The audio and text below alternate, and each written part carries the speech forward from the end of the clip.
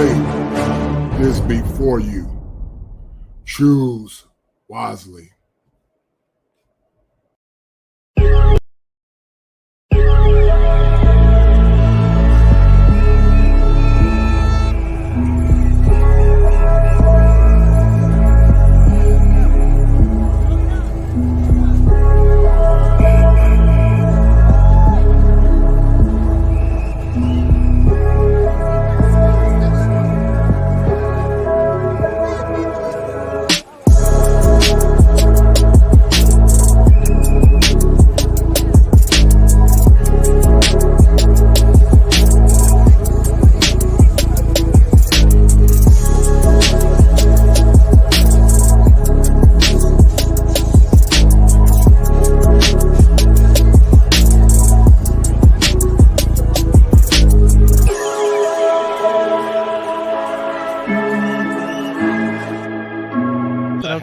Here we go. Sway the morning.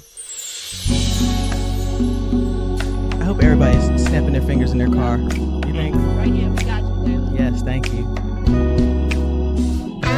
Little ghetto boy playing in the ghetto streets. What you gonna do when you grow up and have to face responsibility? Will you spend your days and nights in a pool room? Will you sell caps of madness to the neighborhood little ghetto boy? You already know how rough life can be, 'cause you've seen so much pain and misery. Little ghetto boy, your daddy was blown away. He robbed that grocery store. Don't you know that was a sad, sad old day? All of your young life you've seen such misery and pain. The world is a cruel place to live and it ain't gonna change. You're so young, you've got so far to go, but I don't think you'll reach your goal, young man, hanging around the pool room door. Look up top, solo, get a keyboard player. Hey, let's twerking in here. You should see this. What? It's the spiritual twerk. Spiritual twerk, right? Sway Right, you're 20. supposed to be on the keyboard, Sway. That's me, right? Yeah.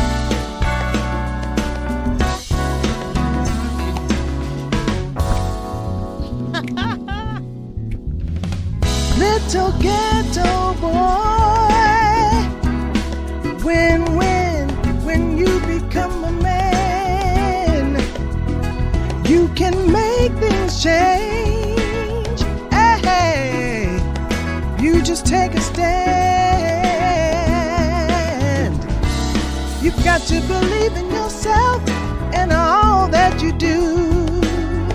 You got to fight to make things better. Then you'll see how others will start believing too. Then my son, things will start to get better. Come on. Hey, everything has got to get better. You know this part. Words, yeah. Okay. Everything has got to get better. I'm gonna go low. I'm gonna go low. Everything has got to get better. Hey. Everything has got to get better. I said everything, yeah.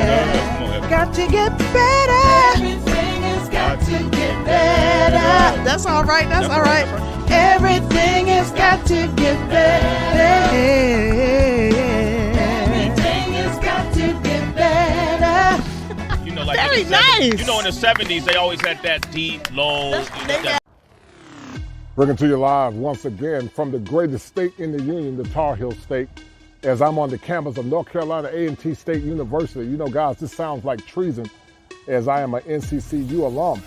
But tonight, as we will be having a panel of men talking about graduation day, uncelebrated, the question on tonight would be this: why is it that when black boys and men celebrate, graduate from college, often and many times they're not celebrated in academia? We hear white girl magic, black girl rock. We hear all types of idioms associated with our girls. But you know, many have already said that the current situation, the current social community or climate that we live in is destroyed. And for those that want to see a future or more or less vibrant community, the question remains is this: why are boys not celebrated on graduation day? Why are men not given the same credence as we give our girls? That a nation of warriors can rise no higher than a nurturing class to support those warriors. But many believe that it's too late. Many believe that the tables have turned. And because of that, many are moving forward in directions. And that's why we're having these shows and programs that support men, manhood, and masculinity. Why is it that black boys are not celebrated, or men are not celebrated at the high level that our girls are celebrated? Is it part of gender warring? Is it a clash of culture as it relates to the genders? Is it the vest or the vie for power? We're talking about it on tonight from a theological perspective, from an anthropological perspective, from a social trends perspective, and also from a psychological perspective. And I need you guys to remember this: as I'm on the campus of North Carolina A&T State University, it's really treason to say that, as I'm an Eagle. If it ain't 7, it ain't kosher. If it ain't kosher, it ain't right. There are 7 steps that a man must go through in order to become optimized, and understanding how culture and trends play a role in the shaping of our boys and men is paramount as we try to move forward in a time when masculinity appears to be under attack. Be well. Let's tune in on tonight with the esteemed guest and graduation day uncelebrated. Be well.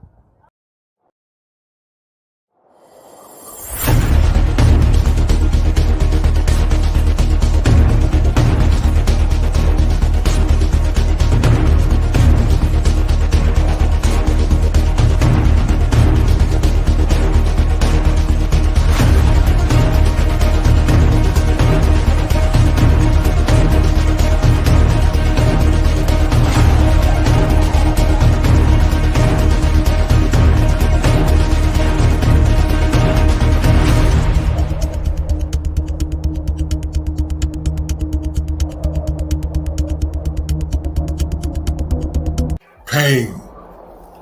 I've been there, locked up inside my head, broken from fear, illusions, disappointment, and hopelessness. Who heard me in my silence, where being a man means nothing? Despair. I've been there too, desperately seeking answers for the questions associated with manhood, hills and valleys, too bleak to compare. Stress, suffering in a utility silo, no comfort, no security, no freedom, no justice, just do it for others. Challenges, who will help me break the challenges? Lost in the vortex of darkness, hopelessness, fear, and abandonment. I've been there too. I've been there too.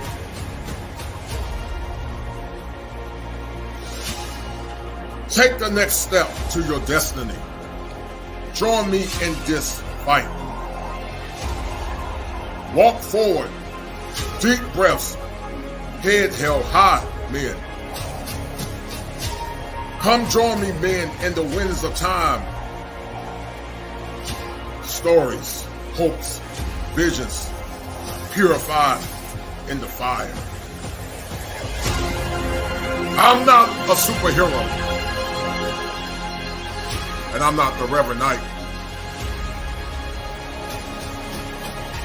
I'm here to help you. Join me, men, in this fight.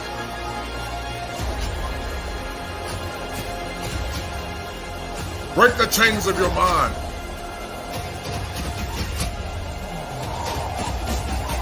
Let's do it now. For now, it's all we have.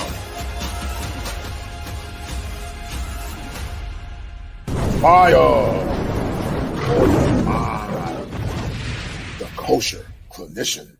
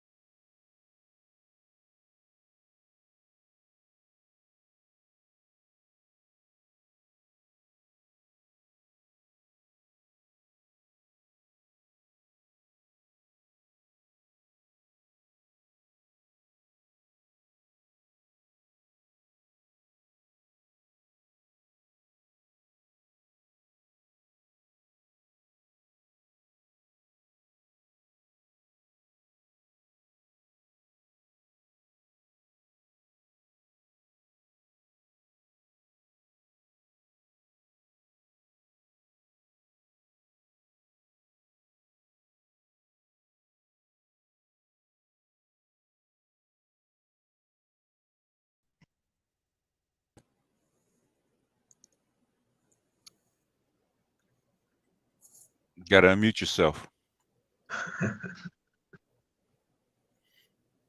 Oh, you guys didn't even hear me, man. I apologize, man. I feel like a fool. So anyway, back to what I was saying, guys. We're going to have a very powerful discussion on tonight. We got Dr. Ronald Neal in the house. We have the venerable BJS Ipmore. We have also Ike Ogamian. And we're going to talk about the phenomenon of why men are not celebrated on graduation day like our girls. We have Black Girl Magic, Black Girl Rock. But we never celebrate men as we ascribe or strive to do better in society and life. Starting with Dr. Ronald Neal from an anthropological and also a scholarly perspective. If you had to more or less encapsulate why men are not celebrated, I want you to give me a synopsis in your own words of why you feel that men are not celebrated when they go through the rigors of academia. Yeah, can you hear me? Yes, sir. I hear you, brother. Yes, sir. Glad to see you now. Good. Good evening, gentlemen. Good to see you all tonight. Good evening, Doc. And to the chat and everybody. I'll just get straight to it. We have an anti-achievement culture when it comes down to Black men. We right now, in terms of Black America, and I want to really contextualize this in relationship to the last, say, 40 to 50 years. We have allowed criminalization, sports and entertainment, and low achievement to define what it means to be a Black man in America. And this is particularly, I think this is in many respects kind of unique to the last 50 years. And I think we'll dig deep into this tonight. Black boys and Black male youth are not it's expected to be achievers in terms of academics. They're not expected to be cerebral, intellectual. They're not expected to be thinkers. They're not expected to do very sophisticated things. Science, technology, math. The list goes on and on and on, because we have really internalized very, very toxic ideas about masculinity, and it is perpetuated, has been perpetuated from one generation to the next, and it plays itself out in how Black boys perform in schools, their test scores, reading, science, math, so on and so forth, graduation rates, and what have you. And I think we have to be real honest about the fact that this is a real problem within Black culture and within the psychology of Black people. There's more to it than that, but I'm just going to, just begin my, foray into that with that statement.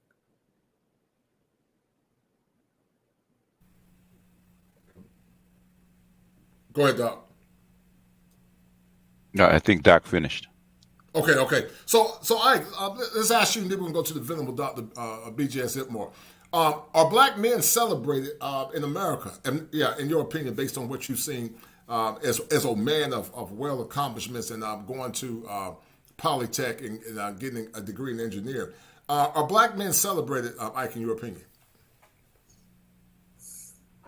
Well, first of all, thank you for having me here. Yes, I sir. guess I'll be playing the role of kind of a critical observer, somewhat kind of outsider, if you will, right? Um, However, let me add. I think that Dr. Ron O'Neill talked about a culture of low achievement, and let me just kind of add some kind of anecdotal pieces of data. Um, I was listening to something earlier from Glenn Lowry, Professor Glenn Lowry, Brown University, and he had a guest on, and they were talking about the city of Chicago. And this is one city, but it came up that 82% of every black child born, and everyone probably knows where I'm going with this. Every black Uh-huh. child born in Chicago is born to an unwed mother, Hmm. right? Right. Yeah. So in a situation where there's no father in the home, and when the where you have mothers whom have been raised without fathers in the home, not understanding what exactly manhood should be, other than the swag and the D or something like that, then it what we see makes sense in that regard, right? There are other aspects to it as well that I think that perhaps I'm going to be coming from the perspective of somebody who will be asking questions, maybe perhaps of Dr. Ron O'Neill and also BGS, because there's certain aspects that have to do with postmodernism, the difficulty of, let's say, creating a culture or rekindling a culture, right? Because I believe Ron O'Neill talked about the recency of this in terms of the last 50 years and whatnot. Rekindling the culture within the postmodernist environment, right? Within the postmodernist environment of, let's just call it meaninglessness and hyper individuation and such, right? How does one go about rekindling a culture with a hierarchy and with order, and which tends to look like something like a patriarchy? Okay, so on the one hand, we have this kind of data about the lack of fathers in the home, and then you have, well, how do I rekindle the culture when these days culture is like a taboo word? Definitely hierarchy, patriarchy, values, order. Those things sound quaint now these days. So those are my initial thoughts, initial volleys into this. Okay. BGS, are black men celebrated? You have a very broad approach because it could be argued that you remember a time where there was a more vibrant community. But based on what you've seen now, the current contextual framework of America, are black men celebrated? And we're going to break this thing down because we need to find out if they're not celebrated, why. And guys, while y'all, BGS is about to answer that, guys, get the likes up. If you're not donating to the channel, please donate. Go check out Dr. Ron O'Neill. Go check out Ike Ogami. And also go check out BGS on their channels as well. But BGS, go ahead, brother. Are black Okay. men celebrated? No, and it's by design. This is coming out of not only slavery, but also after we were emancipated, right? Reconstruction, right? Uh, Right. there's a document that an elder actually turned me on to called the Mohawk Conference of 1890, right? Talking about the Negro problem, okay? And in that, what they said is that black men did not need to learn how to read and write, okay? All they needed to do was learn how to do a trade and learn how to decipher blueprints, because it was unnecessary for a black man to learn how to read and write. Black women, because they had to manage the house and manage the children, they needed as much education as possible. So Right. basically, this is as being a cultural format for 200 years. It's not new. Basically, the system is working as intended, and the biggest reinforcers of that system are black women themselves. Um, uh, Basically, if you look at the old HBCUs back in the 19th century, right? They were mostly black women even back then. Okay, there was never a time where black men are actually dominant in the educational force. In fact, only maybe 10% of the black men are ever supposed to be educated. That's how come they revere people like Dr. Neal, because they're doctor, because they're so rare. Right. Most black men are not meant to actually aspire to higher education. Basically, we have this fight on the daily, even amongst educated women. And the first thing they say is, and I've actually had a school counselor to say the same thing. Maybe boys need to be pushed into trades. And I said that my belief is every boy every black male should be educated to the greatest extent possible, no matter what they do. Okay, so Yes, they would right. have a chance to do that higher education, or higher, higher level jobs, white collar jobs, even politics. Right. But thing is, in what I call the gynocracy, right? That is not the way things run. Clark said it back in the 40s and 50s. Okay, Monahan reiterated what Clark's findings in the 60s with the Monahan report, even back in the 40s and 50s. Okay, three-quarters of valedictorians out of black high schools were already female. Okay, I had an argument with the HBCU woman that was a professor. She's in her 60s, right? In her Hmm. 70s. She said back when she was going to college at HBCU, even back then, 60% of the student population in the 60s, 50s and 60s was female. This is not new. Monahan said it. Even Monahan said it. Clark said it. Even I'm trying to remember his name. Eisenhower said the same thing, right? He said that Right, black women were more suited because of their education to take white collar jobs, and black men were not. right. Monahan said it. Monahan said that you needed a special push to get black boys into educate black boys because of the technological work in the factories. Actually, more tech had to actually start educating more black boys. Had to have a bigger push in the 60s and 70s. Actually, actually graduate more black boys out of high school, because I think when Monahan was there, I think he said the uh, the graduation rate of a black boy out of high school is like 21%. Okay, Right, this ain't new. Okay, so right, right. and black women have internalized this kind of culture. So this is a blueprint that goes all the way back to back to the slave fields. Well, Dr. Johnson actually coined the term ConcuSurf, right? Mm-hmm. Basically, a concubine is black. Clark said the same thing. Concubine is as far as how white women and black women look at men, as far as in sexual nature, and then resources, blue collar resources. So so for black men to be celebrated for actually having higher education, that has not been our culture. It has never been our culture. Yeah, man, and that's unfortunate, man.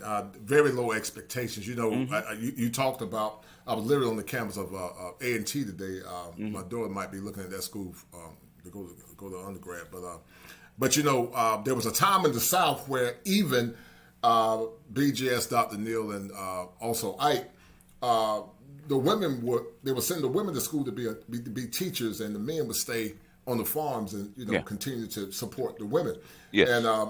at that time, a lot of schools like NCCU, North Carolina Central University, those schools were called Norman schools, and they were schools of higher education, many times around teaching. Hmm. But Dr. Neal, let's look at it, man. You're a professor at a very prestigious school.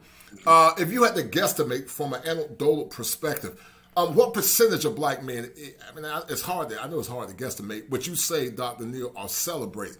Would you say it's less than 50%, or would you say it's less than 20, or is it higher than 50, Doc, based on your own personal perspective? That are celebrated or Yes, sir. It's acknowledged celebrated and not only recognized. yes, sir. Mhm. Yeah, Go yeah, ahead, brother. yeah. I mean, I would just, from my own experience, personal observation, and what Hmm. have you, I would say it's less than 20%. You know what I mean? The numbers, and again, I don't have quantitative material on this, but it's real low. And but let me say this. I just want to add to what BGS said, Yes, sir. and everything that BGS said is absolutely correct. Okay. Hmm. But I will say this because I made the qualification that something happened in the last 50 years Hmm. that is kind of unique and peculiar. So that is that yes, black men who were high achievers have always, in terms of formal education, have always been they've always been rarities, right? Hmm. However, although they were rarities, those black men in the past, prior to 1970, they were not met with the type of animus, the type of skepticism, the type of resistance that we've seen since the 1970s. That is, okay, I just give you an example. Someone like a Martin Luther King Jr., who was a rarity. I mean, it was very rare for black men of his era, to possess, to hold a PhD. Okay. You had other people who his people who were older than him, people like Thurgood Marshall. When you look at the civil rights movement and all those men who were educated, who came, to the forefront of the struggle or what have you, those men were respected. All right, they were respected in terms of their achievements. Of course, they stood out in relationship to the bastards of black men. But those men were not greeted with the type of resistance that you see right now. So, and Ike, he mentioned Glenn Lowry, and there are other people who have talked about this for a long time. Mainly the conservatives, because conservatives have been very vocal about anti-achievement, and they don't talk about it specifically in terms of black men, but they have been talking about it for quite some time. Um, but the point that I was making at the beginning was that uh, with the 1980s and everything that happened since then, with the drug culture and the explosion of criminality and violence in urban centers, and then also with the expansion of professional sports, the NBA, the NFL, and the expansion of entertainment, hip hop, and all that kind of stuff. All that did was heighten the kind of resistance that we have in the culture towards black men who seek to achieve. Okay, we're in a place right now where if you're a black man, and let's say you're aspiring toward higher education, college degree, graduate degrees, or what have you, we equate that with whiteness. We equate Yes. that we Right. equate that with Right. the effort to become a professional black man, to become middle class, a white collar person is seen as an attempt to be white, seen as an attempt to emulate white men, white masculinity, and the like, and that the authentic black man. Here's the thing: so the authentic black man is the black man who is a low achiever in terms of education, in terms of matriculating and what have you. The authentic or a real black man, is a black man who works primarily with his hands. Now, you got to think about that in light of like post-industrialism. You know what I mean? And the fact that we no longer live. We're way past that era where a black man could go into a factory, he can go into the railroads, he can get jobs out of high school or what have you, or even get jobs without a high school diploma. You know what I mean? And so decades later, if you do find young men who stand out in terms of the education, you're projected that people project on you this thing of whiteness. All right, that's why there's always, especially with the women, there's always these assumptions that are highly professional, highly educated black men, like black men like myself, that somehow or another we're going to ultimately marry white women and marry white society and all that kind of stuff, and you're called sellouts and Uncle Toms and what have you. We have a very twisted psychology right now when it comes down to achievement that I don't think existed prior to like the 1970s. Okay. And I think that, again, what BGS said is absolutely right. I give an example. The late historian, John Hope Franklin, who taught at Duke University, taught at so many, schools or what have you, in his last book, his memoir, he talks about that. John Hope Franklin, he came out of Oklahoma, and his family was a part of Black Wall Street and everything, and and he had brothers and sisters and what have you. And in his book, in his memoirs called Mirror to America, at the very end of his book, he has these long sections where he's lamenting the state of black men and black masculinity. The book came out in the early part of the 2000s or what have you. And in that book, he talked about the strategies, again, what BGS said, the practices that black people had from his parents' generation and even prior of elevating the girls. And one of the reason why they did that, one reason why they, among many, that they pushed the girls into higher education is because they didn't want black females working in the households of white people.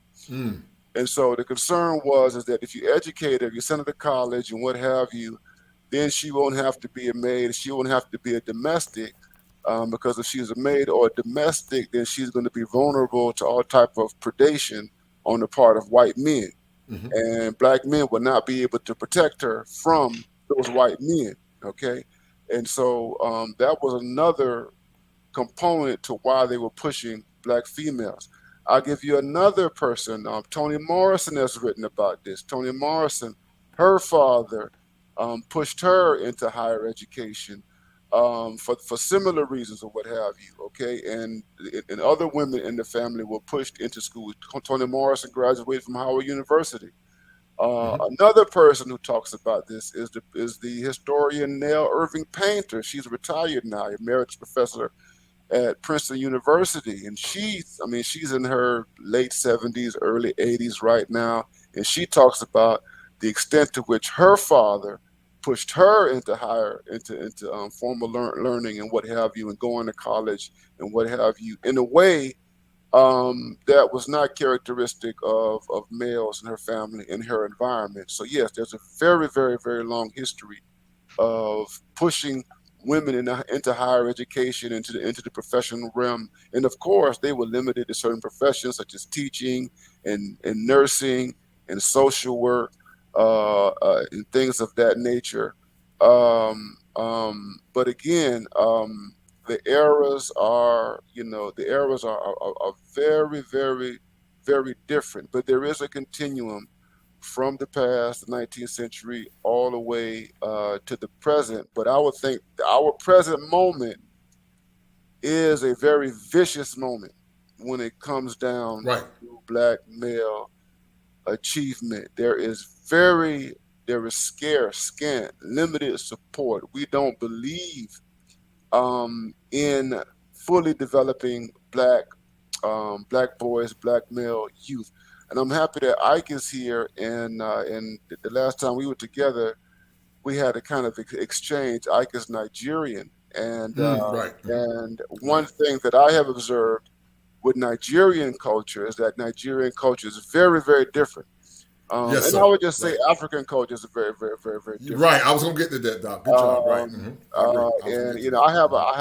There's a colleague of mine who's a Nigerian scholar, and I remember him doing a lecture on human rights and talking about Nigeria and in contemporary Nigeria, and some of the challenges of expanding the notions of freedom and incorporation of women in certain areas of Nigerian society.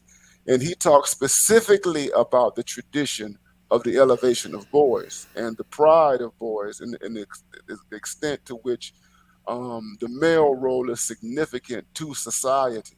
Okay. And this is something that we simply do not have in Black American culture. We don't have it.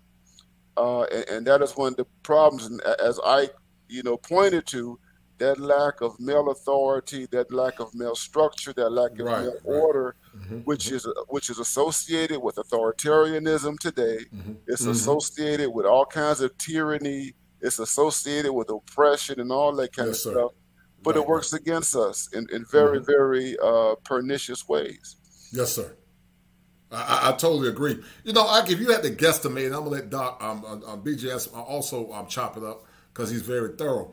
But if you had to guesstimate it, this based on what you've seen, we don't know a raw number, but what percentage of black men would you say are actually celebrated in high esteem once they graduate? We know they are celebrated in high esteem from Nigeria, but looking at it from an American perspective, a Nigerian American perspective, would you say more than 50% are celebrated on graduation day, or does the number appears to be ominous and a lot lower than that in your opinion? And in the meantime, shout out to my man Timothy Howard for that $5 super sticker.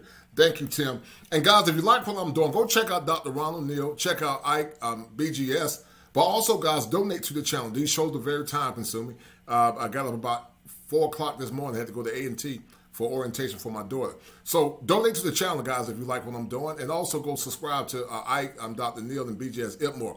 But based on what you've seen, Ike, what would you say, brother? Yeah, 100%. And by the way, Shocks 112 also just dropped $10. Don't know if you wanted to shout that out now or wait. Oh, okay, let me see it, man. Yeah, let me shout them out. Let me shout out to Shocks. So Shocks says some of this have to do with calling those who went to jail and say they need help and say to those who graduate, why applaud something that's expected is sickening. I think I know what he's talking about. That is true. Yeah. But yeah, no doubt. I appreciate it, Shocks, with the $10 super sticker. Thank you, brother. But go ahead, Ike. What would you say, man? Okay, so I'm going to make some inferences based on my anecdotal experience, right? So in engineering college, undergraduate, right? Let's say there's a class of 25. I would be maybe one of sometimes only two, like, black, dark, or whatever. I'm like black, I'm like, no, like dark. Like, yeah, I'm not even dark. But anyways, you know what I'm saying, right? Right. And oftentimes, it's often the case that even the other person, right, the other quote unquote, dark person, is either an immigrant themselves or parent or children of African or Caribbean immigrants, which tangentially brings a point, which I'm not trying to go down to, which we might get to later, about a lot of the recipients of affirmative action not actually being FBA or ADOS, right? And I don't know what the panel thinks about that, because that tends to be a point of contention as well, right? Or a source of friction. So inferring from because going to engineering school, typically not an easy thing, right? And you would have to have come from a place where you're encouraged, or you've seen other people like you, or you're just a particular type of person to end up there. And from my experience, there were not a lot of Black people there. And then in my graduate degree, right, it was I don't think there was any Black person there. To be honest, there was an Ethiopian girl and some other things like that. But no, right? So I would definitely agree with the less than 20% that Dr. Ronald Neal said. And I would just want to kind of say, by way of kind of hypothesizing, some of the things that Ronald Neal said have to do with like a snowballing effect, right? That things getting worse. He mentioned the Thurgood Marshalls and such, right? Being celebrated back then, but now you're having things kind of snowball. And he gave his reasons and inferences and whatnot. Just wanted to kind of add a few, and I'm saying that these are hypotheses, right? Just to kind of perhaps explain the facts that have been laid on the ground. So you're having women being educated, right? And we know what education means. It goes along with a lot of indoctrination, because it's not like all these women are going out there to be experimental physicists, right? Where they're spending 24/7 in the lab. No, they're going to just regular school, do regular things, where a huge part of the curriculum is kind of infused with all your typical feminism and all the other types of isms, right? And so you have the man being kept behind, saying, hey, you do the trades. Women is going to school, being quote unquote educated, and over time, what's that going to lead to, right? And then you add, as Dr. Ronald Neal said, that not only was it so now the trades is one avenue, but then you add now sports and entertainment, right? It's either you're a rapper or you become a basketball player. Those are the only ways out of the hood. People don't even talk about the trades now, right? I mean, the trades are that's too lame. So now it's these two options, right? The two options which kind of reflect a certain type of typically speaking, entertainment, okay, has never been a particularly masculine, shall we say, endeavor. When I say masculine, I don't mean that men don't engage in entertainment. I'm talking about masculinity, the concept, right? Masculinity being stoicism and productivity and all that kind of stuff. Hence, the pride in your masculinity tends not to go with, hey, I can dance, or I can make people like those types of things, right? So you're having now these two avenues, sports and entertainment. Before was the trades. Now you have these other two, while the women are being educated and indoctrinated and not seeing any value in men anyways, other than the swag stuff. And then the sports and entertainment stuff emphasize the whole swag stuff, right? So just wanted to add those as possible avenues by which things are kind of getting worse. And Dr. Ron Emil was saying a whole lot of things there, and I was kind of taking notes. Given the fact that we're in an era now of, and maybe it's winding down in terms of it's phases, but globalization has been huge since the 70s, since Nixon went to China, let's say, to put some kind of arbitrary marker and stuff like that. So the global market opens up. So now you're not just competing with people here and their standards over here, but China does something called, is it 996? That's from 9 a.m. to 9 p.m., 6 days a week, right? So while while we're over here talking about, hey, you don't have to achieve highly, because it's not just a question of, and perhaps this is a thing that came to my mind, and I'm not sure exactly. It's not just a question of don't be educated. It's a question of high standards in general, because it's not like, oh, go into the trades and dominate the trades. Make sure you become the leader of this and that, and you co-op this, and you guys, form, you guys become the best carpenters and form the best electrician companies out there. It's the standards are low. It's not just a question of where you're funneling men into, right? It's that the standards are generally low. And then you open up the global market when China is doing 996, and all you have is, I can be a ball player or an entertainer, and those things are not masculine in and of themselves, then yeah, that is a problem. But to your question, yes, I do believe that it's definitely less than 20% in engineering school. Right. They were not there in graduate school, 100% absent there. In my own particular personal experience doing structural engineering. No doubt. Shout out to my man Brandon Jett for that $50 super sticker. Thank you, Brandon Jett. No comment. And Brandon Jett, because of your kind offering, Brandon Jett, you are the #1 sponsor of this stream. Thank you, Brandon Jett, for that $50 super chat. Thank you, sir.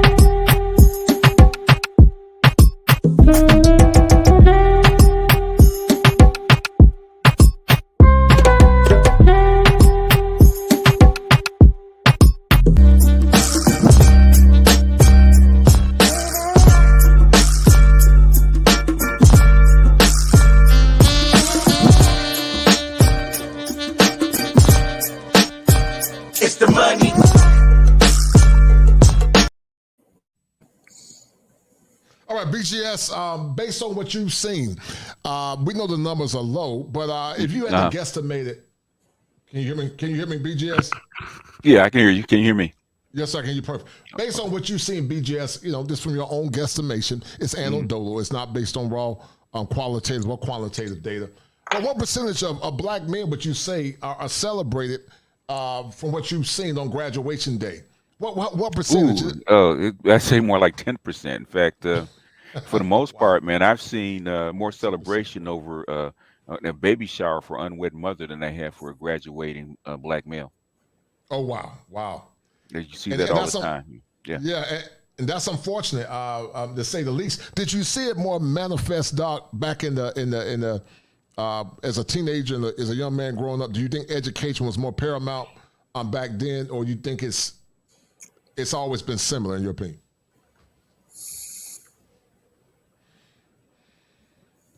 Doc, you talking about me or talking about Dr. Neal? No, I'm talking to you, BGS. Oh, okay. Basically, okay. I think the '80s kind of changed things. Okay, when you had the drug culture and stuff like that, because this kind of the affection of women and celebration, especially in the black community, has always been tied to money. Right. And when I was a kid, because I went to college in the '70s, and back then only maybe 10% of your kids that actually made it to a 4-year college. Okay.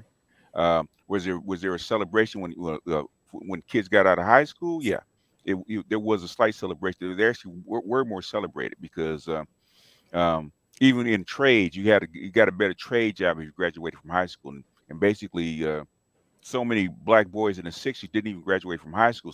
So by the time we got to the 70s, most mothers, most black families, that was an achievement to get your black boys out of high school because you didn't want a high school dropout. It was actually shame back then. So it was actually much more celebrated, but actually changed actually in the 80s because the pathology of the black community, the lower classes actually started to permeate into the upper classes because of the money.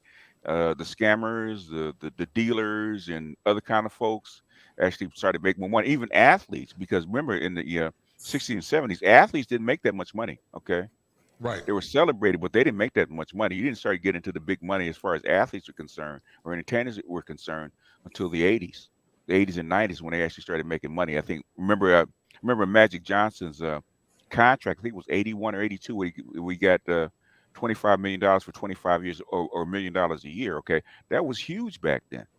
That was huge. The thing is, the money that we see now doesn't compare to what it was back then. I think a Dallas Cowboy that played running back. He said he only made $30,000 a year playing football. He actually made more money with his graduate degree than he actually made playing football. So the money shifted. So when the money shifts, guess where the eyeballs go in the celebration actually goes to? Actually goes to where the money is, and we are a matriarchal culture. Basically, this kind of prestige doesn't mean very much if there's not money tied to it. Yeah, that's impressive to say the least. Do you ever think, BGS, and then the Dr. Neil, that there ever was an apex where you saw a higher gradient of black male excellence in education? Do you think there was an apex at one time, but it has greatly dissipated over a span of time? So say if it's 10% now, was it ever at 40% and then it started this dropping precipitously? I think right after the Kerner Commission and the first iteration of the 1970s, when you had a big push to actually put more black males into education and in higher jobs and in higher positions, you had about a good 10, 12-year stretch where affirmative action actually worked for black males. And then the white females wanted those jobs, and when you had more white females coming into the job market, taking affirmative action, and then the intersectional black females taking it. So right after the 70s, it started to go downhill. So you had I think the apex was in the 70s, right after the Kerner Commission and the first iteration of affirmative action, where it actually worked for black men. But that was quickly taken away. It barely lasted 10 years. No doubt. Shout out to my man Shocks 112 for the $51.12 super chat. He's saying in the academy you have people such as Laura Lane Steele, who argues against black male education and proposes that people should work for free to satisfy child support, which to me is essentially proposing debt slavery. Take a look at the research articles. I will do that. I will do that. Shocks 112 and Shocks 112, and I'll let Dr. Neil break it down. You're the number one sponsor as we speak for this stream. Thank you, Shocks.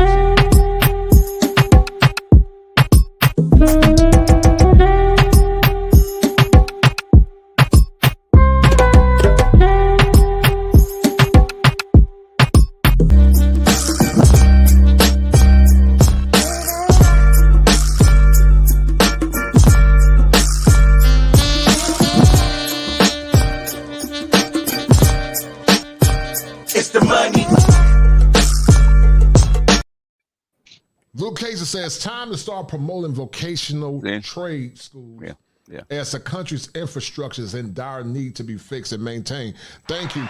And Luke Kaiser actually saw socialism, BGS, destroy her country.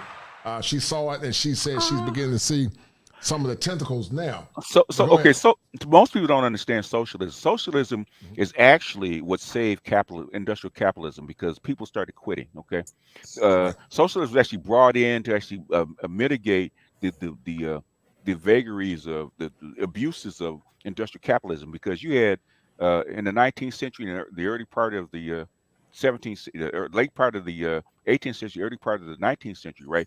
You had women and children actually work in factories from like 16 hours a day, 6 days a week, right? And that was too much. So socialism was actually workers' rights, actually brought in, actually mitigate this. So you had socialism in the United States since the 1830s. It's not new. The thing is, what Okay. mix are you talking about? Right. Excellent point. Dr. Neal, what's your take on the expose that was broken down by on what BGS said and the young man a few minutes ago? What's your take on that, brother? In terms of The In 80s? the 80s, yes, sir. Uh-huh. Yeah. Yeah, I mean, I would just say that I was in elementary school in the '80s and in middle school in the '80s, and I do remember seeing black men in the schools. And I had two. I remember at least in junior high, I had two black male teachers. Interestingly, both of them were immigrants. So I had a Nigerian math teacher. I had a Jamaican art teacher who were both black men and what have you. But there were black men in schools. One of my coaches, I was a wrestler. He was a teacher in one of my schools or what have you. But growing up, they were present. I saw black males as principals, assistant principals, and what have you.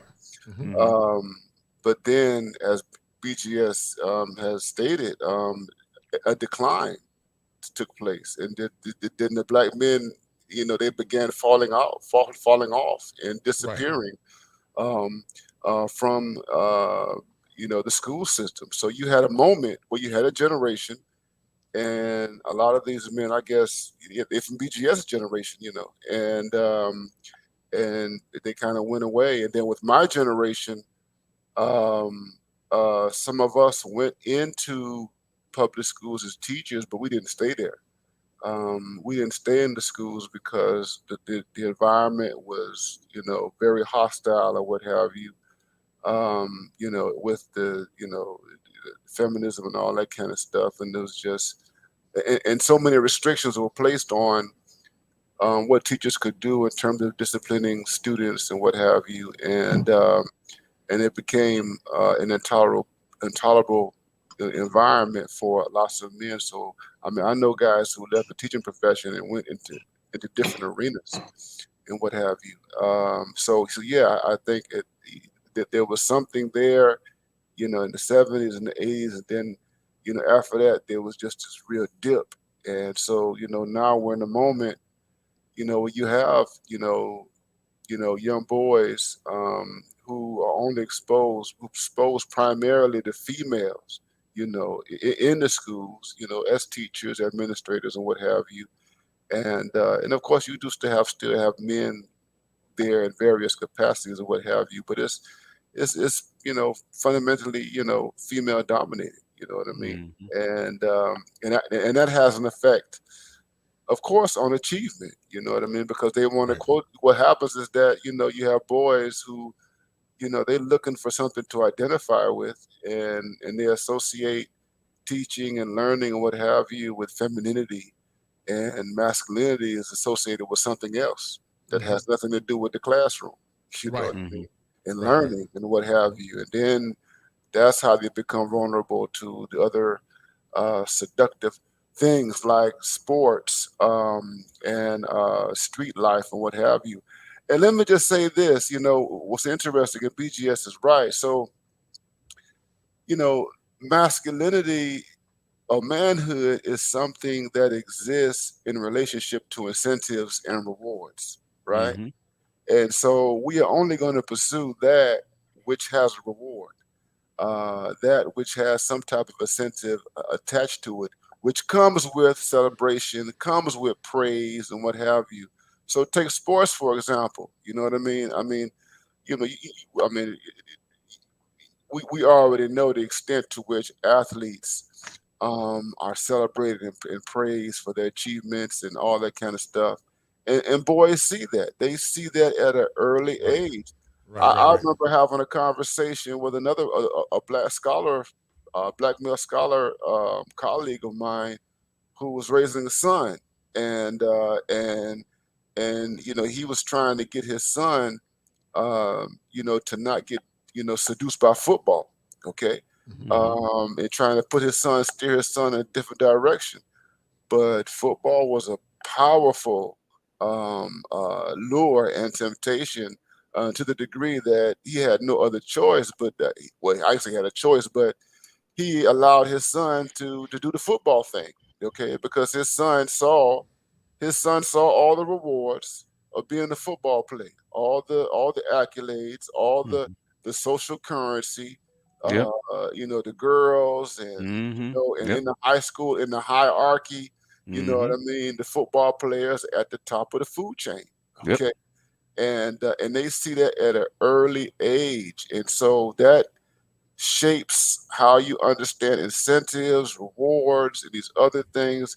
And if they're not seeing, teachers, if you have a black male teachers being rewarded, or they're not seeing black men doing things outside the realm of sports or what have you, they don't see those men being rewarded in their families, in their communities. They have no incentive to pursue those things. You know what I mean? And so that's very much a part of it.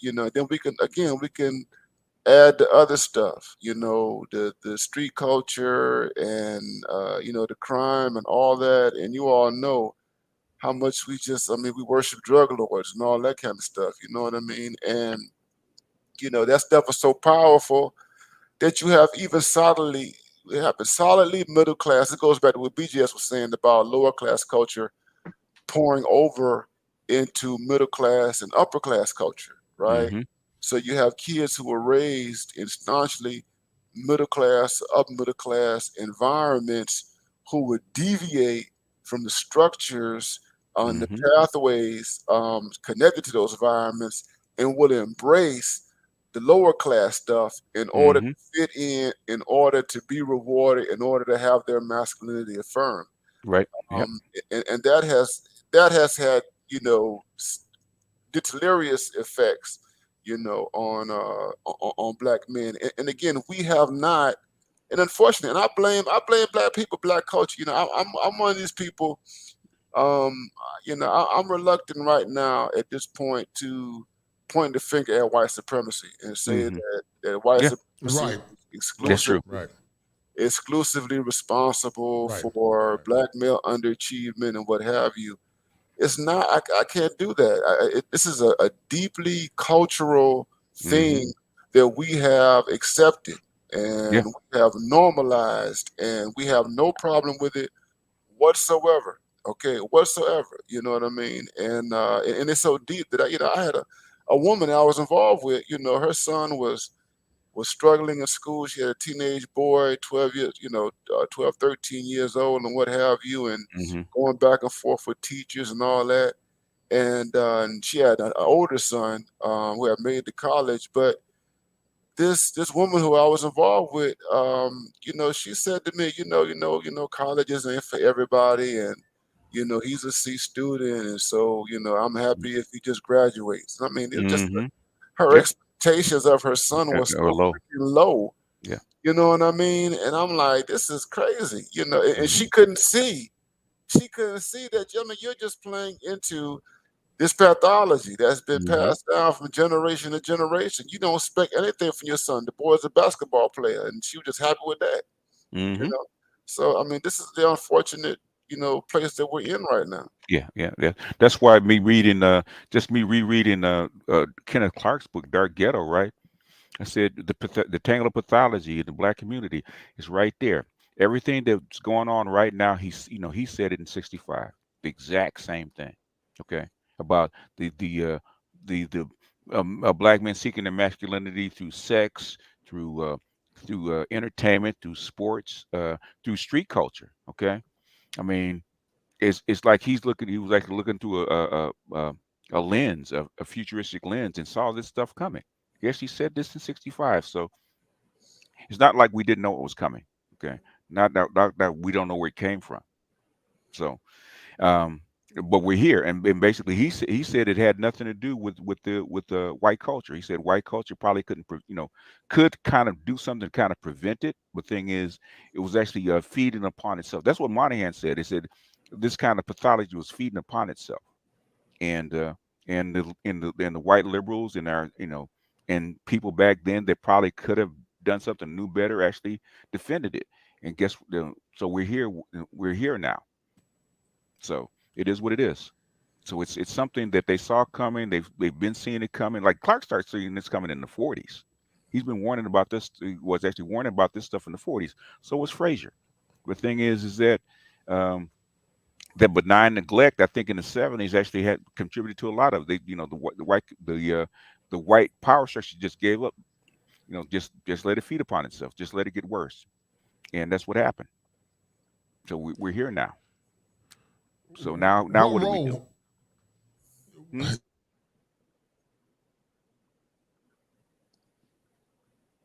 Oh, you said something that was cultural predation as it relates to swag has begun to engulf the minds of so many. But I'm going to ask you, and Ike, it was starting with Ike and then you, BJS, and then back to Doc. Ike, what role does class stratification play on the celebration of black men? Do you think it's based in classism? Or do you think it's just based in cultural appropriations based in foolishness? What would you say? Well, whenever you look at, various class strata, not that I've particularly looked at it, let's say, amongst blacks for any, with any depth, but I would suspect that you're going to find differences. You're going to find differences in terms of the marriage, right? Marriage rates, differences in terms of people actually staying together, being raised in two-parent households and whatnot. And these structures, right, will lead to better outcomes in general. Now, is it the case that maybe even in upper class or middle class homes, the girls are maybe a little bit more, they're still more pushed or encouraged than the boys? It might be the case, and I'll leave it to others to kind of maybe perhaps elaborate on that. But generally speaking, these kinds of more stable structures that you find in upper classes, and by upper class, I don't mean the upper class, I just mean going from lower class, and as you go up, you see a gradation change in the stability of the structures, and the stability of the structures will lead to better outcomes for both boys and girls as well. Now, something to go further on the structure thing, because again, I'm saying that the upper classes, or as you go up in class, they tend to want to have a more stable environment, right? One could just look at it purely like economically, like, hey, when you start getting something, or you want a stable environment because you want to protect that thing and you want to pass it on, right?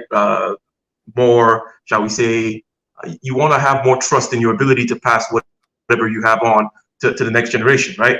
And that structure, that order, there is a masculine aspect of that, right? So you cannot completely ignore the boys, okay? So while I was saying earlier that, I'm not quite sure whether or not the boys are more celebrated in the middle class or not, but that the structures, generally speaking, will lead to better outcomes for everybody.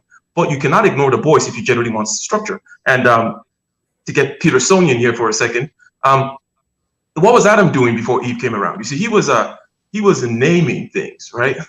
He was defining things, putting order to things, giving structure to things. It's another way to think about it, right?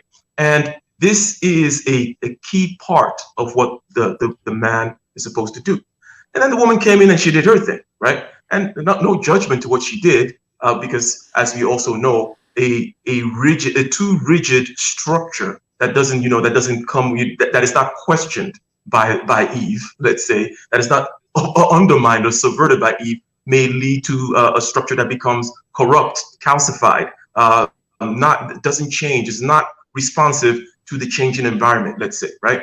So I just wanted to kind of tie the fact that, yes, when you need a more stable structure to protect what you have, which will be the case as you go up in classes, then you're going to need more of the masculine principle, right? If that makes sense. And just one more thing on what Dr. Ron O'Neill said about the incentive structures. You see, there's certain cultural motifs that are needed for, shall we say, for nation building, let's say, or nationhood. And one of them is the incentive structures, right? And the consequences, real consequences in terms of shame, right? Which in the context we're discussing doesn't really exist. There is no shame in the game in the inner cities for being, as a matter of fact, being a rural nigger, right, is it is all about doing all the wrong things. Okay, and there's actually shame, as I was mentioning earlier, about having a book bag, in the subway, because you're white and you're talking with the right kind of grammar. You're acting white, you're lame, and all these other types of things. So you have this kind of a reverse of the cultural motifs and incentive structures, such that the masculine is not willing to take on the kinds of responsibility. Okay, because again, take on responsibility, have the order, and if you're, shall we say, celebrated and venerated for that, because another kind of motif will be like just the veneration of education in and of itself. If I were to speak as a Nigerian, right? You see, nerds, whenever it was a new thing for me to I saw it in movies, right? I saw it in American high school movies where nerds are made fun of, but that didn't happen in while I was in high school in Nigeria. Coming over to the United States, and then I was kind of then more immersed in this culture and seeing this kind of a thing. Now, it's not just a black thing in this case. It's not just the acting white thing I'm talking about now, because after all, we are in America, right? You cannot completely remove that context, right? But this kind of not venerating intellect and education in and of itself. You can look at the small hat community. I don't know if they're allowed to say the J word out here, but this is the same thing, right? They focus on, they venerate, they emphasize that thing, which is education, be smart, yes, get that book, and all that type of stuff. Okay, so these kinds of cultural motifs and if you look at India, where the boys eat first, okay, like it's not even whether you're a man. The boys eat first. That's it. You ask the mother why, she doesn't know. It's just the way it is. Okay, yes. These types of things are actually important, for the forming of these stable structures, right? So again, right, if you have the right kinds of incentives for the masculine to take on responsibility and build stable structures, it will lead to better outcomes for everybody. You got to mute yourself, Doc. What's your take on the BJS? Is it class stratification? And then we're going to talk about demographics as well, because there was a time when the South was gleaned as being ignorant, but then at the same time it was gleaned as being something of more aptitude. But now, more recent times, I think it's a national crisis, BGS. Becoming international at this point. Yes, sir, it's becoming international, right. And, Dr. Neal and I in the Tar Heel State, we just had we had a massacre here in Raleigh, North Carolina, 3 miles from where I live at, literally 3 miles. Literally, I mean, I could have walked right up the street where the shooting took place. And all too often, violence is more or less supported. You can look at the stream tonight. You would think you have 4 intellectual, educated men, the stream would be popping. Mm-hmm. But BGS, they always say, come back and save the community. Yes. But I say, for what? What are you giving these young men that would be noteworthy for them to come back and say, we don't even support black men in higher intellectual learning, higher academia. But you want them to be slaves and subjects to a system that really don't give a damn about them, BGS. But I want you to break it down, brother. Go ahead. They want a repeat of the 50s and 60s, where black men did, kind of throw themselves on the pikes, for lack of a better term, if you know what I mean by throwing yourself on the pike, sacrificing yourself to actually win a battle, right? And what black women want is a repeat of that. Because I'm in the conscious community. They say that all the time. And I said, okay, what incentives? I said, black men did that once. The boomers actually did that in the 50s and 60s and part of the 70s, right? They actually threw themselves, into the fray and took those hits. I said, okay, why should another generation of men actually do that, and for what? Because the boomers really didn't get all that much out of what they did, what they actually fought for.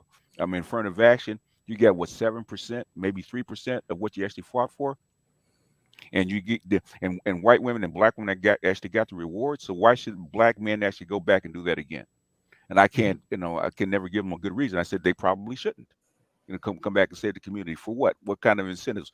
What are you actually going to do in return for them? Because any kind of community is always a give and take. There's always a give and take. Like Ike talks about in India, where the boys eat first, right? And if you're from the South, you know why the boys eat first, right? Because man or those boys have to go out and work 13, 14 hours out in their fields. If they don't eat, they're going to die. And if they die, what's going to happen to the family? You have to feed the boys first because they're the ones doing the work. Okay, they're the one carrying the family. That's why the boys eat first. Right.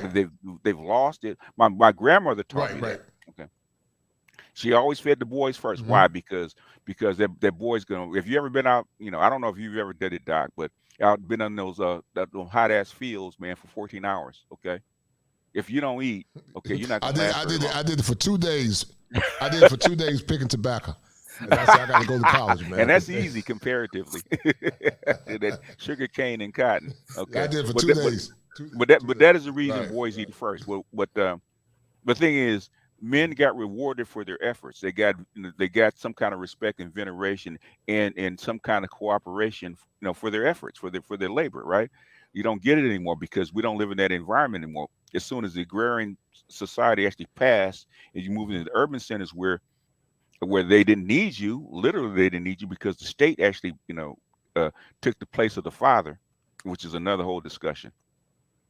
Then you saw that's when you started the breaking of the black family, the breaking the increase of the out of wedlock birth rates. And it's not just us.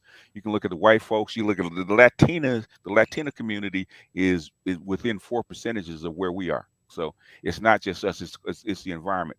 But the thing is that is why, and that's why this stuff happened in the 80s. And that's how come it's kind of hard to get black men to actually come back into the fray. But as far as the class system, that's how come I use the Russell Wilson and Future as an example, right? Right. It has nothing to do with sports. Russell Wilson was a top-notch football player his whole life, right? Guess what he still got? He still got a bachelor's degree. And he still graduated early, okay? Because his father played football, and he actually went to Ivy League school. And it's because his grandfather was president of HBCU, okay? So class does make a difference. If you look at anybody that is in the upper classes, right? Your expectation is not just to get out of high school. Your expectation is to get a degree and possibly get a doctorate. That's the expectation because you have a long line of people that came before you to actually set the standard. Your standard is not high school, okay? If you only get a high school degree, you're a failure in the family's eyes. Right. Expectation, and that's class. So did Future even go to college? That wasn't an expectation of his class. So class does make a difference. But you see a lot, but the thing is, you see a lot of this pathology, like Clark says, of the lower classes actually infiltrating into the upper classes, where you got upper class women, like Doc was saying, that you're just glad to get him out of high school, and him playing football and sports is enough. Okay, that mindset is starting to permeate. Is it because of single mothers? Partially, but you also have single mothers back then that were bourgeoisie, and their son, it's an embarrassment to their circle if their son only gets a high school degree. She can't go back to her girls and say her son only got a high school degree because she'll be shamed. Okay, she'll be looked down upon if her son didn't get at least a bachelor's. Okay, same thing with Jewish women. You know the whole thing about my son, the doctor, right? And she can go, that's a flex for her, okay? It's not a flex for women nowadays in their circles, okay? It's more of a flex if he's a pro basketball player, or he's an entertainer, or he's good looking, or he's sexually attractive, okay? It's more of a flex now because that's who runs our community. So our expectation of our boys have changed, even though back then there's only a small percentage of black men actually made it to, like say doctor, like your level or ICE level or Dr. Neal's level. It's only a small percentage, but that was always the goal. Okay. That was the goal. Right. It was the goal, right? That was the expectation. If you had the smarts enough, and the fortitude enough to actually get there, you were celebrated because it was so rare. Okay. Now it's, you know what happened to the degrees now since Clinton opened it up. 60% of people actually go to college, and 40% of people actually have a bachelor's degree. So now because they open it up, so it's not as rare as it was. So there's a lot of moving parts to it, but class does make a difference. Yeah, right, no doubt. Doc, as you were coming up through the ranks of getting your advanced degrees, let's talk about some of the struggles that you had. And then this twofold question is loaded.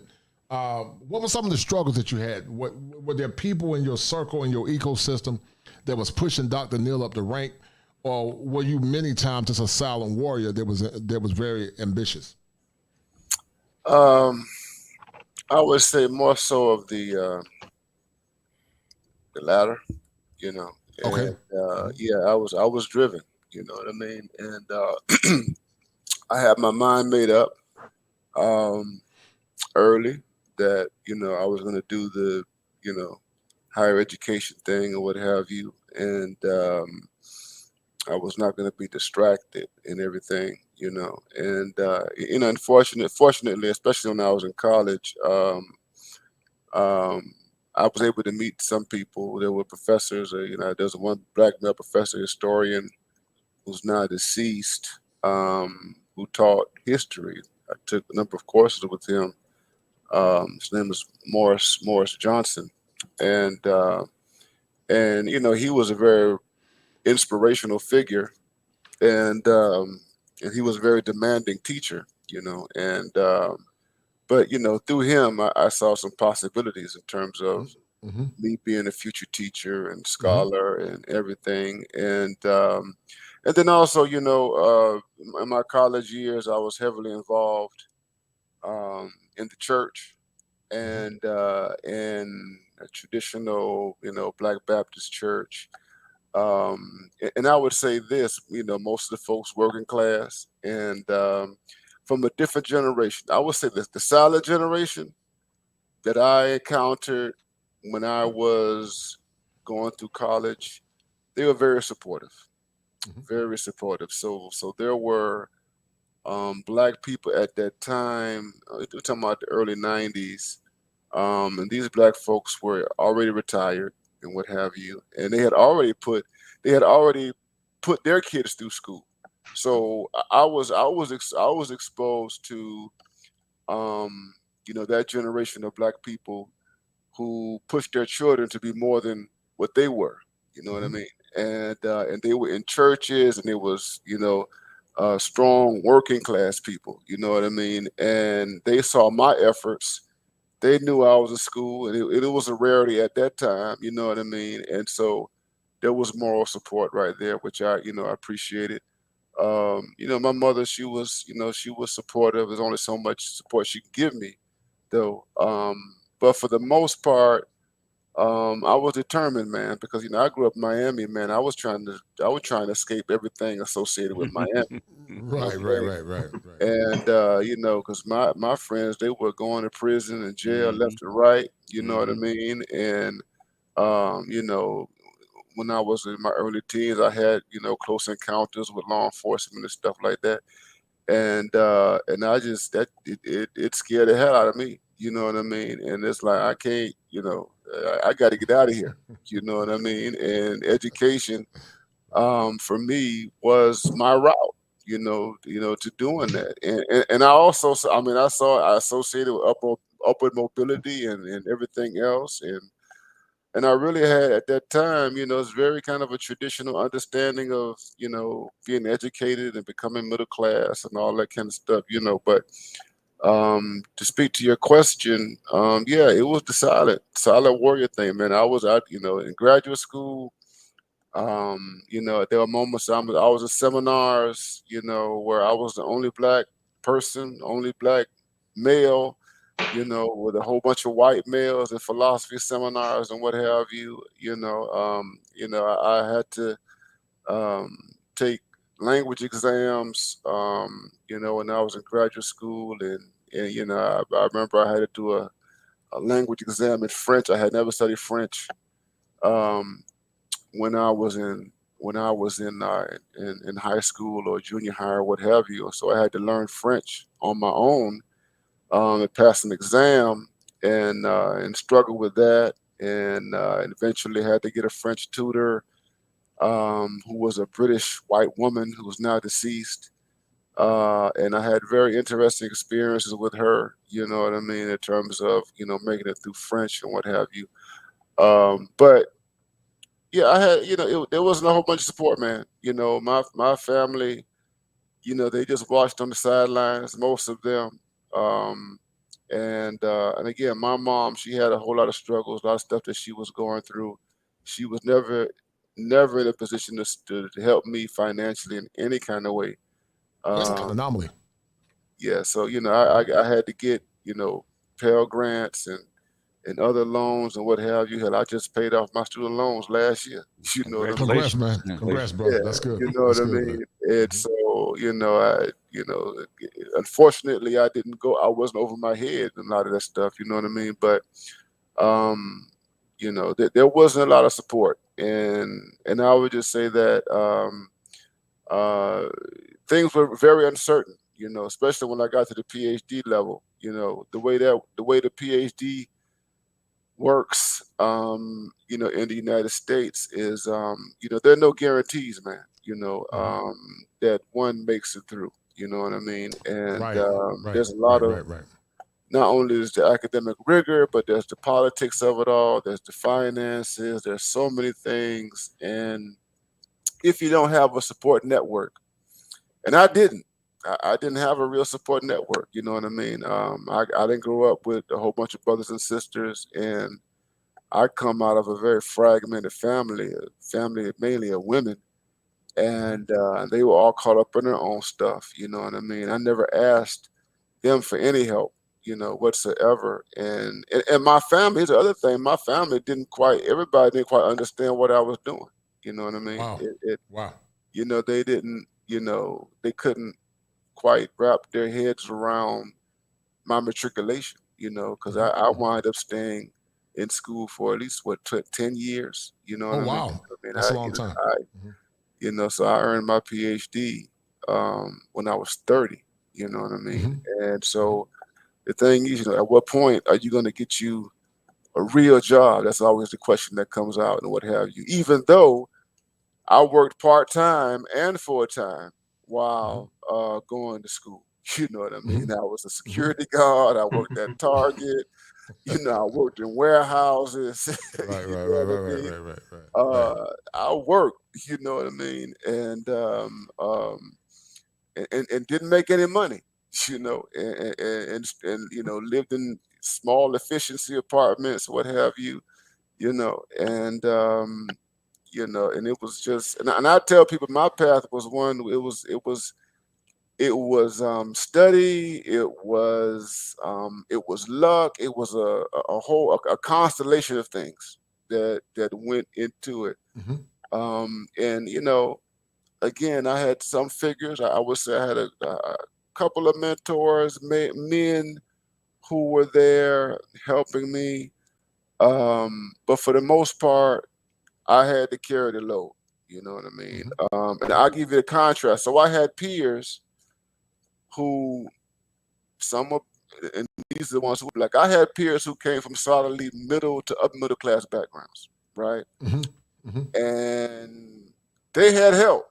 You know what I mean? I had, Right. girlfriends who all they had to do is pick up the phone and call daddy, for whatever needs. Right. Daddy is funding the condo while she's working on the PhD.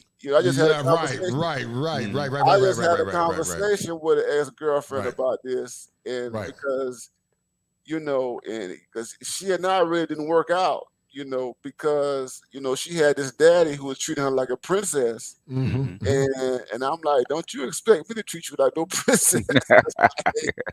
I say that Right, that ain't right, me. right, right. I said, your daddy, he's funding your whole lifestyle while you doing the PhD and all this kind of stuff. You living in luxury, and I'm living in this apartment, sleeping on the floor. You know what I mean? Having to go And, to and, having to go to work at Target. You know what I mean? At 12 and, a.m. and to eating 8 ramen a.m. noodles. Huh? Yeah, and all that kind of stuff. You know what I mean? And you want to talk about us being together? And I'm like, well, you're not gonna be no princess. You hang with me. I'm gonna be that straight up. Oh yeah, yeah, Doc is a minimalist, man. I said, I'm not making no promises, but the point is, no, I did not have a lot of support going through graduate school, and it was rough. And even when I graduated, when I earned PhD. The only person who was there was my mother. My mother was there. Right. When I Very graduated, good. none of my aunts or cousins were there or anything like that. Yes, sir. You know what I mean? Right. And I didn't expect them to be there or what have you. I even get a card. You know what I mean? No It's a card. shame, man. It's a shame, brother. I didn't get any phone calls. Wow. I didn't get anything from my family. You know what I mean? Right. You know, Same here. And so that was the experience, man. And so and so many guys, you know, have to deal with that. And so if you don't have it within you and that self-determination and that persistence, man, it's a rough uphill climb, bro. Yes, sir. Yeah, same here. You know, I didn't get no support. You know, and I'm gonna tell you guys something. And shout out to my man Top Gun for that $5 super sticker. I'm gonna tell you something, Doc. Not only did I not get support, like you and BJS and Ike was saying, the expectations were low. I'll never forget. At the time, I was planning on going to North Carolina Central, Eagle Pride, and you know, one of the people in my family said, "Oh, you're going to Wake Tech. That's a technical school." And I'm like, "Why the hell would you say Wake Tech?" You know, they didn't think I should be able to go to a more advanced school.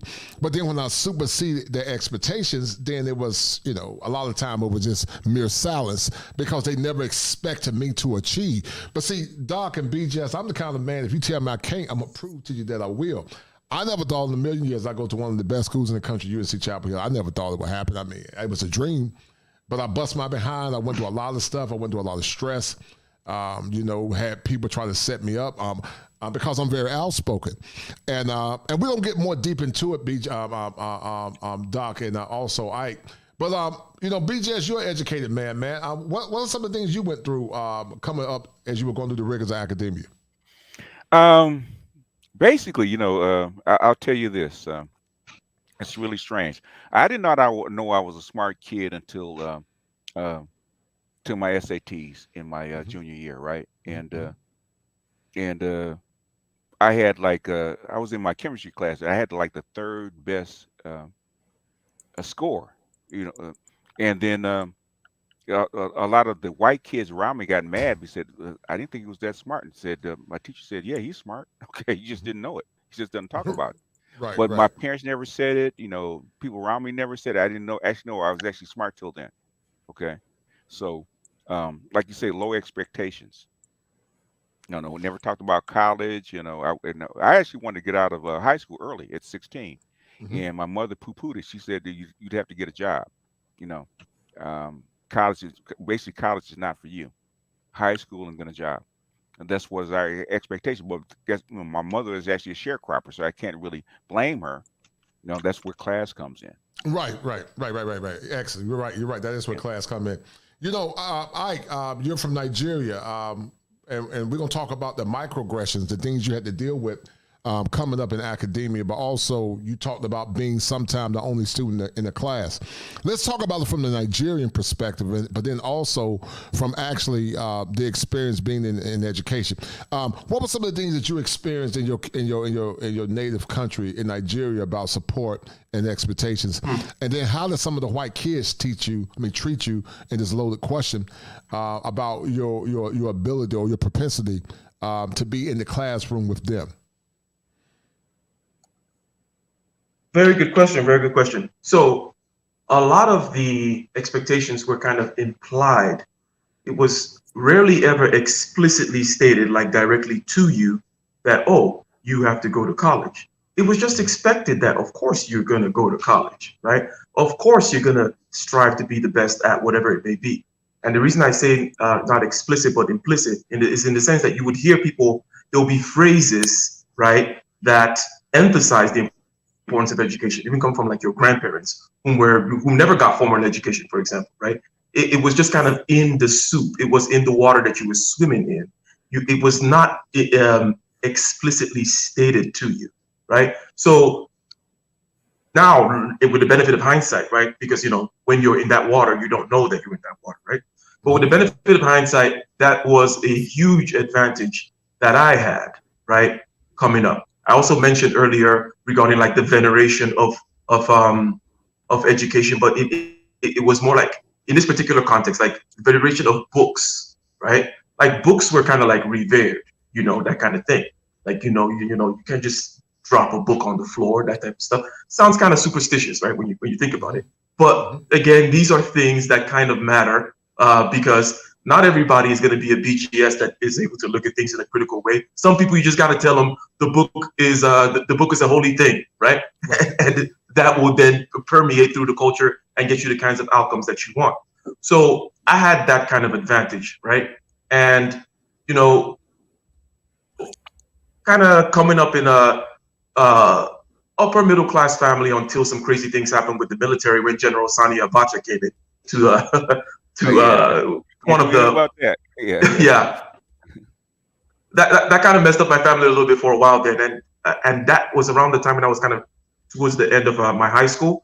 And luckily, I was able to come to the United States. I came to the United States by myself, right, at age 17, about to turn 18, like 3 months before I turned 18. And I came through the visa lottery, right, which is diversity visa lottery. There's a allotted amount of green cards for each country, right? And you play a lottery and you win. You have to jump through a few hoops and whatnot, and blah blah blah.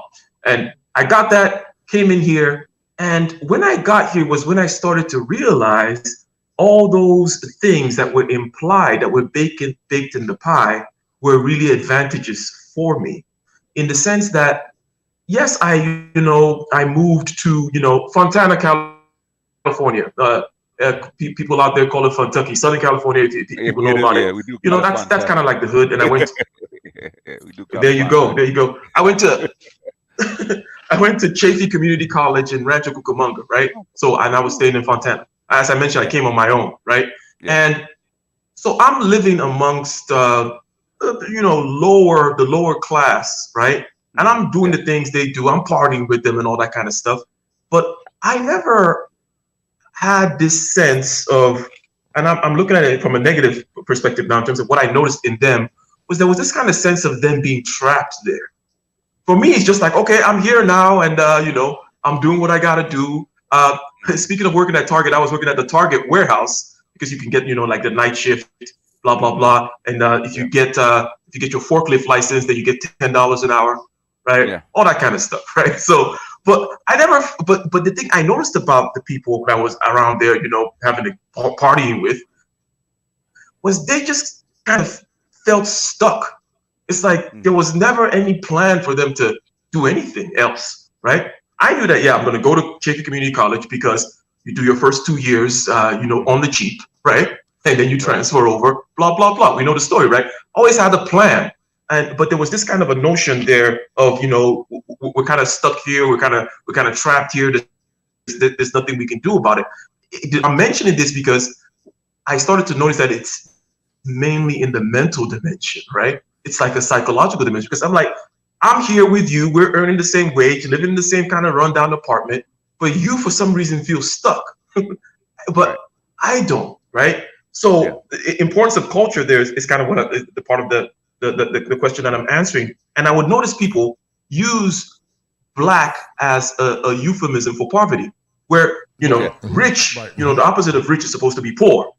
Mm-hmm. But they'll say, oh, if you look at the rich neighborhoods and compare it with the black neighborhoods, and I'm like, what did you just do? Like, so there's rich and then there's black. I thought it was rich or poor. I thought it was a smart, and I think Biden, by the way, made it was a Freudian slip. I don't remember the exact one of his gaffes from whichever year it was, where he said, but this time was intelligence, where it was like, smart versus black. That's what he did, right? So I would know.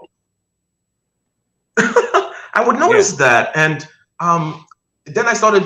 This was what gave me the insight. Again, once when you're in that water, you don't know what it is, but it makes a huge difference, because I never felt trapped in it. Actually, it was Rialto, right? It was in the outskirts of Fontana. I wasn't really in Fontana. I was in Rialto, okay, which is even more funky than Fontana.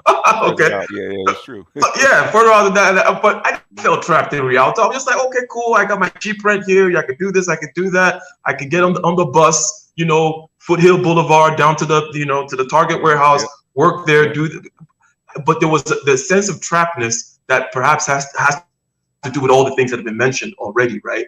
And then with regards to my experience in college, as you may suspect, the momentum that I had in terms of, the cultural momentum of which will give you a certain kind of self-confidence, let's say, right?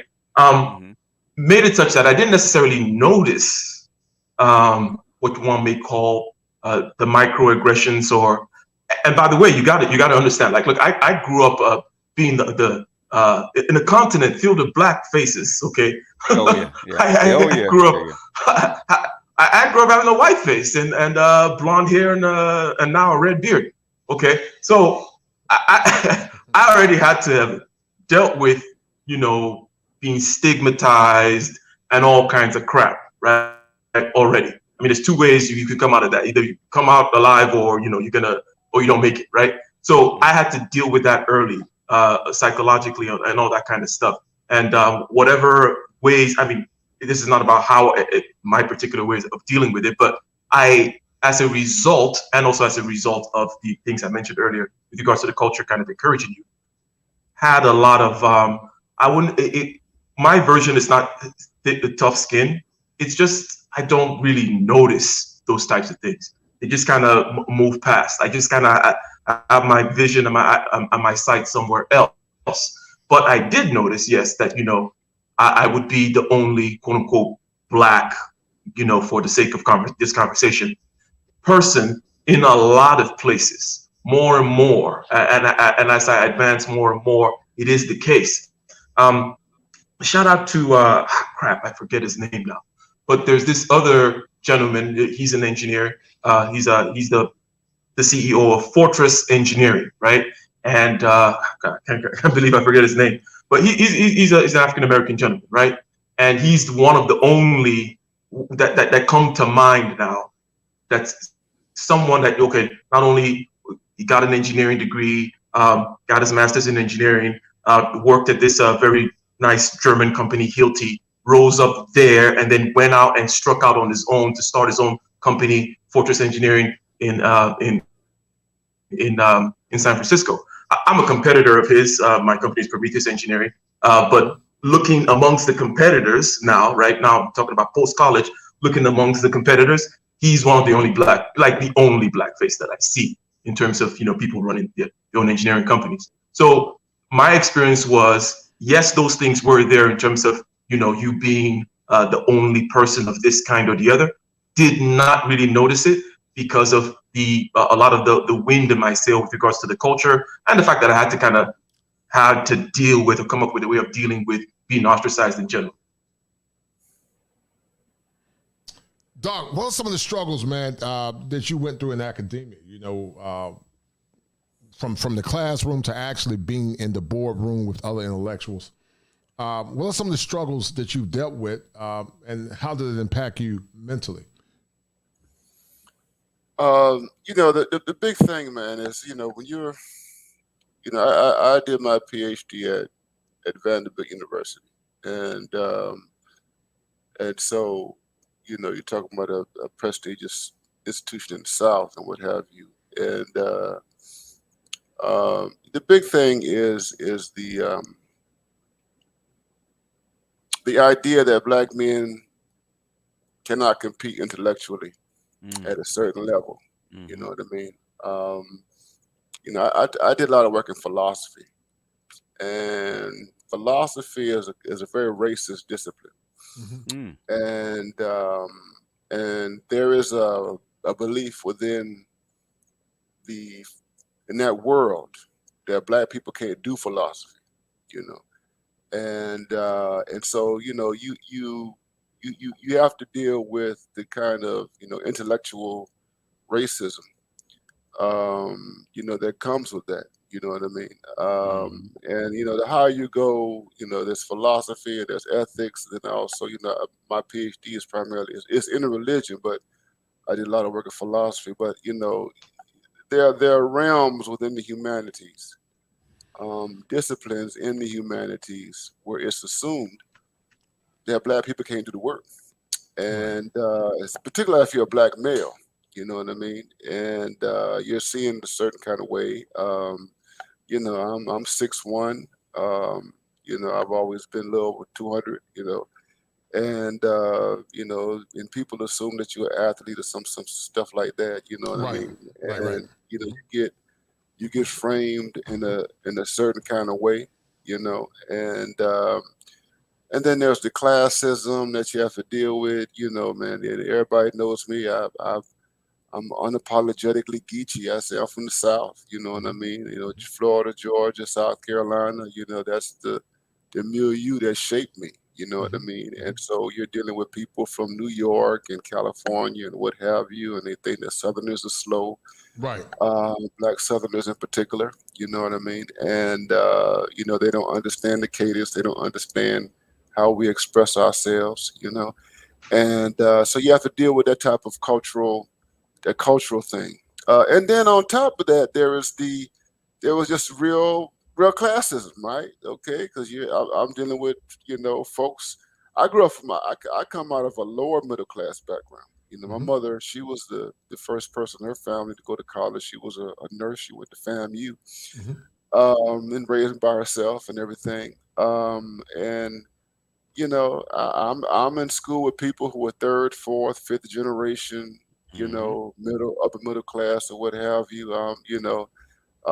It's one level. It's one thing to deal with white people who come from those legacies, but it's an interesting thing to deal with Black people and other folks who also have like similar legacies or what have you. You know what I mean? We have our own little pecking order amongst us in terms of Blacks who were raised upper middle class or upper class, and how they look at Blacks who don't come out of their class circle. You know what I mean? And so that was something that was there, and I never allowed it to get under my skin or what have you. But it was something there because there's a whole social, dynamic to it. But for the most part, I've always been, I was, I've always been somewhat of an outsider. You know what I mean? I was kind of in those worlds, and in many respects, I'm still an outsider. I still have a kind of an outsider identity and everything. It never goes away. And even how I operate now as a professional, and and me being on YouTube and the stuff I do on social media, it's a part of that outsider identity. You know what I mean? Right. And Right. yeah, you know what I mean. And yeah, and it's a part of the class stuff that you deal with when you matriculate through these institutions, and even when you become a professional. You know what I mean. And so you have to have high levels of confidence. You know what I mean, and self assurance. And fortunately, I have a very healthy ego. I've always had a very healthy ego, Right. man. Right. You know what I mean? And Right. that's been my saving grace. You know Yes, what I sir. mean? Same here. And Same I've here. always believed in myself, Same here. and Same here. I've always, taken on challenges and everything, and that is, what propelled me, man. But yeah, you have there are all sorts of social and intellectual challenges that were there. And then there was writing. I'm a pretty good writer. You know what I mean? And there's expectations that was the other thing. Black people can't write. You know what I mean? Black people Right. don't Right. know how Right. to Right. write. Right. Right. In my world, we have to write. I write articles and books and stuff like that. And one way that you weed out Black people from programs in the humanities is through writing and stuff like that. They will weed you out. You know what I mean? And they could never weed me out. You know what I mean? And because I'm a good writer. You know what I mean? And and they don't, again, people, they don't expect us to perform. With a certain level of skill and acumen and what have you. But again, like I said, you got to have a very, very healthy ego. And, if you don't have that, those processes, can break you. Yeah. I saw guys fall through the wayside, as I went through, you know what I mean? And, I Right. saw Right. Right. you know, it could be devastating to people. You know what I mean? You go through a program, a rigorous graduate program, and you know your hope is that you complete it. But for whatever reason, if they weed you out, Mm-hmm. that can shake you. You know what I mean? Because you know you can't go. A lot of times you can't go anywhere else, and you got to change your whole life plan. You know what I mean? And I've seen guys, you know, shaken by that. You know what I mean? And it could be devastating. You know what I mean? And so again, like I said, man, you know, my path is one that, you know, it came without a blueprint, you know, and I knew that I was gambling. You know, I had no idea, you know, 20 years ago that I'd be where I am right now. You know what I mean? I hoped for very, very good things. But I knew, because academia is dog eat dog. It's dog eat dog. It's very tribalistic. The politics are absurd. You have egos. You know, in every profession, you got them in every profession. You know what I mean? But you have, in my world, you know, things could be cutthroat and very Darwinistic.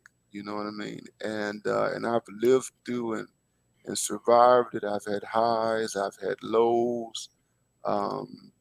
You know, I've had setbacks and delays. You know, all those things, man. But just you know, a belief, you know, in myself, and you know, it coming from a background, you know, where I've always had to be resilient and to hustle, knowing that, you know, I don't have a safety net.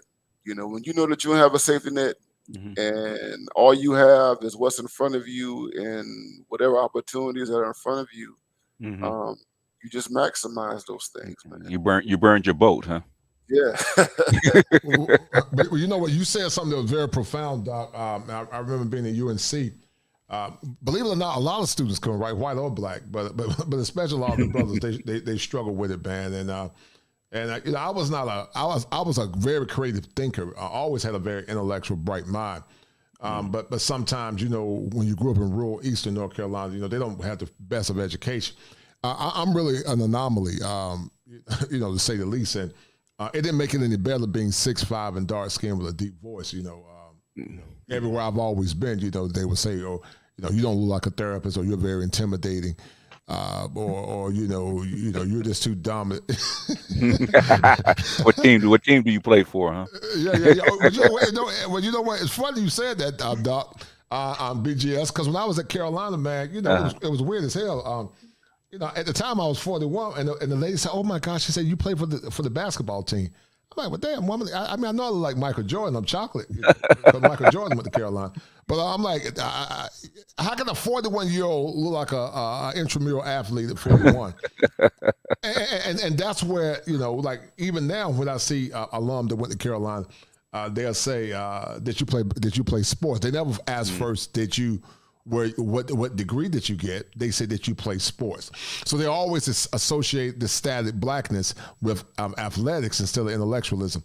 And many times what I've noticed, man, when you supersede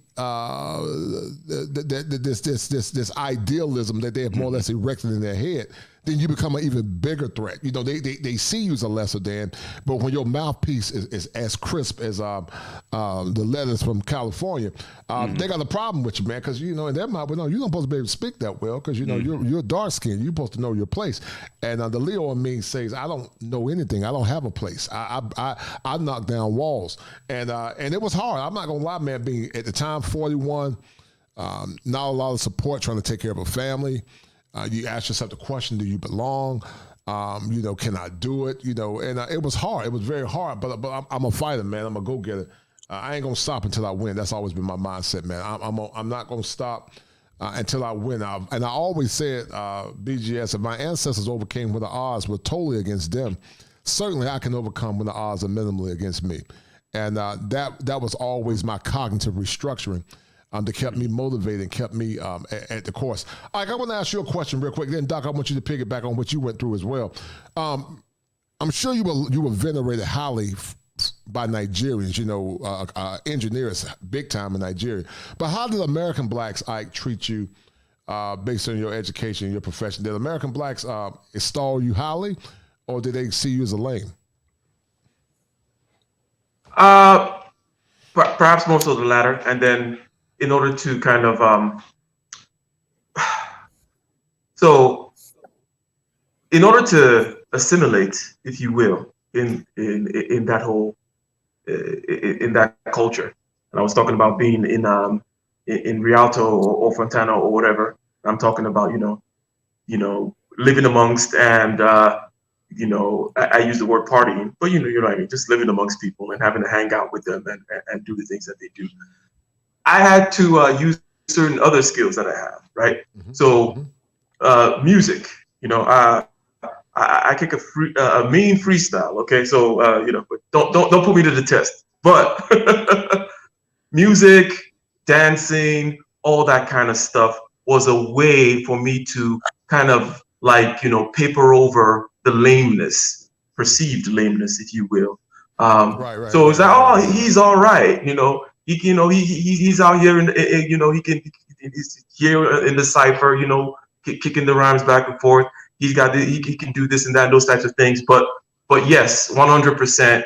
If it's just me by myself with my freaking engineering books, nah, it wasn't gonna cut it. Keisha wasn't gonna give me no time, and all that kind of stuff. So 100%. And what I did, and this thing that I mentioned about using these other things, it was quite, shall we say, deliberate, because I'm an introvert. So it's not like I was just kind of just going out there and doing that type of stuff. So I had to go back, let me think about this. How do I do this? How do I assimilate, blah, blah, blah.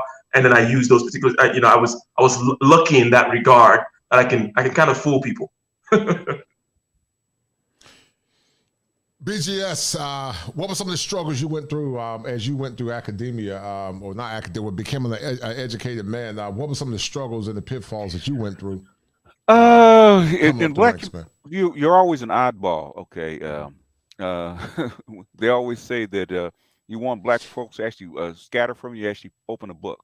They don't understand. Right. Some, so sometimes you're in the break area going through your calculus book, right, and people kind of scatter from. They look and said, "Oh, I don't understand it." They kind of run the other way. So you were always the outlier. You always, I think most black guys actually make it this far are actually Sigmas. They have to be different and they have to kind of be independent, because the guys that are popular and party and the man about man on campus, they actually don't make it. They actually don't wind up graduating. So the thing is, you almost have to be that independent person. You have to have that independent mindset to actually get through academia. When Doc was actually talking about his troubles, right? I thought about the Squid Game, right? All the things that you have to go through, and see all your cohorts getting picked off as you go up the ranks, and as you get further and further up the line, there's less and less of you. So I thought about the Squid Game, how people just get knocked off left and right, and that happened. That happened to a lot of people, and you have to kind of be persistent, and you have to like this stuff, because if you don't like it, you're not going to make it. And since I did it, now my two daughters, they got their degrees, and my son, about athletes, like Doc was saying earlier about the girl he was dating and her son, right? He wanted he played semi-pro basketball, and that him having fun and the girls that came with it, the validation is the reason he didn't make it. He got halfway through, but he didn't make it because fun over education. And some of that is that the way that the females in the family actually see him. They didn't think it was important for him to get a degree. They didn't think books was important to him. He was cute, he was tall, he was good with the girls, he could dance, he could entertain, and that was more important to them, even when he was in high school. So and a lot of this stuff that I'm seeing this also with my grandsons, right? The difference between the one that I teach and my other two that I don't, right? I push him, probably like Ike's parents probably pushed him. Okay, you got to do this because you got to do this. And he likes to sing and dance. He's actually a pretty good entertainer and dancer, right? I said, I don't care how good you can dance. This comes first and everything else comes second. And Right. because your expectation is that you're a smart kid. And I always say him, I said, do you want to be a smart ass or a dumb ass? Okay. Okay. It's better to be a smart ass. So you got to get to this books first. You got to do this first and everything else comes second because that's the expectation that we have for you. And you lay out that expectation that, okay, that C minus, the C that you got is not good enough, right? Because we put too much work into this. And that you do have to sit at the table and do 2 hours of homework. Okay, that's expected. That's been expected of you since you were like 5 years old. And if anybody in academia knows that the hours that you put in study and is a direct reflection to how you do in school and how much money you make. Okay, look at the Asians. They make the most money. They have the best grades. They have the most education. They actually also study the most when they come home. They have the most homework when they come home. Right. There's no replacement for effort. That's what I'm trying to teach him, right? And as Ike says, the difference between having dominant males in the household versus all females, right? Is the difference how men and women show love in emotional labor, right? Mommy wants you to feel better. She's gonna comfort you. She's gonna make things easier on you. She's gonna tell there, baby, it's okay, and your C and your C minus is okay. Just do the best that you can. Okay, Right. Dad is gonna push you. You're gonna be uncomfortable. You're gonna cry. You're gonna feel pain. You're gonna maybe get punished here and there. The thing is, Dad is not there to make you feel better. He's to make you better. Dad's there to make you better, not make you feel better. But they show love differently. Right, I agree. I totally agree. It sounds like to me we had to look at the clinical world, the minimization of black men and the magnification of the divine feminine. And you said something on the stream I was listening to. You said with Russell Wilson, you were talking about the pathology of the ghetto, and it's definitely a ghetto pathology in my opinion, because the crazy thing, BJ, as I've seen it myself, even sometimes with clients. Most therapists not going to go hard, man, for certain populations. But they don't even take it serious. They don't. Their value system is devoid of anything that's based on discipline. And I also will argue, BGS, that integration has made us docile, to say the least, in my opinion. I think it's made us docile to some degree. I think when we had the reins of Jim Crow racism around our necks, we were a lot more focused. But integration has its positives, but I think in a lot of ways it's made us docile. What we valued years ago, I don't think we just don't value, man. And for the proponents to say save a community, I'm like, what in the hell are you gonna save? It's dead. It's been dead for a long time, and getting worse. Doc. I actually wanted to send my kids back down south to actually work the farm for like 3 months, right? Okay. I told my kids, if you work 14 hours in hot Louisiana sun for like 3 months, you know the value of work, okay? And what you're doing now when you come back and have to pick up these books and study is nothing compared to that. And that's where folks came from. And once 2 generations away from that, where where what we call a soft life is expected, okay, you kind of lose those values because you don't have that direct experience. Right. I totally agree. Dr. Thunder, are black men celebrated in America? And if not, why? No. No. Bring the thunder, Doc. Yeah, it's interesting. I've never felt that I fit in. Yep. I still don't feel that I fit in. I don't fit in any particular place.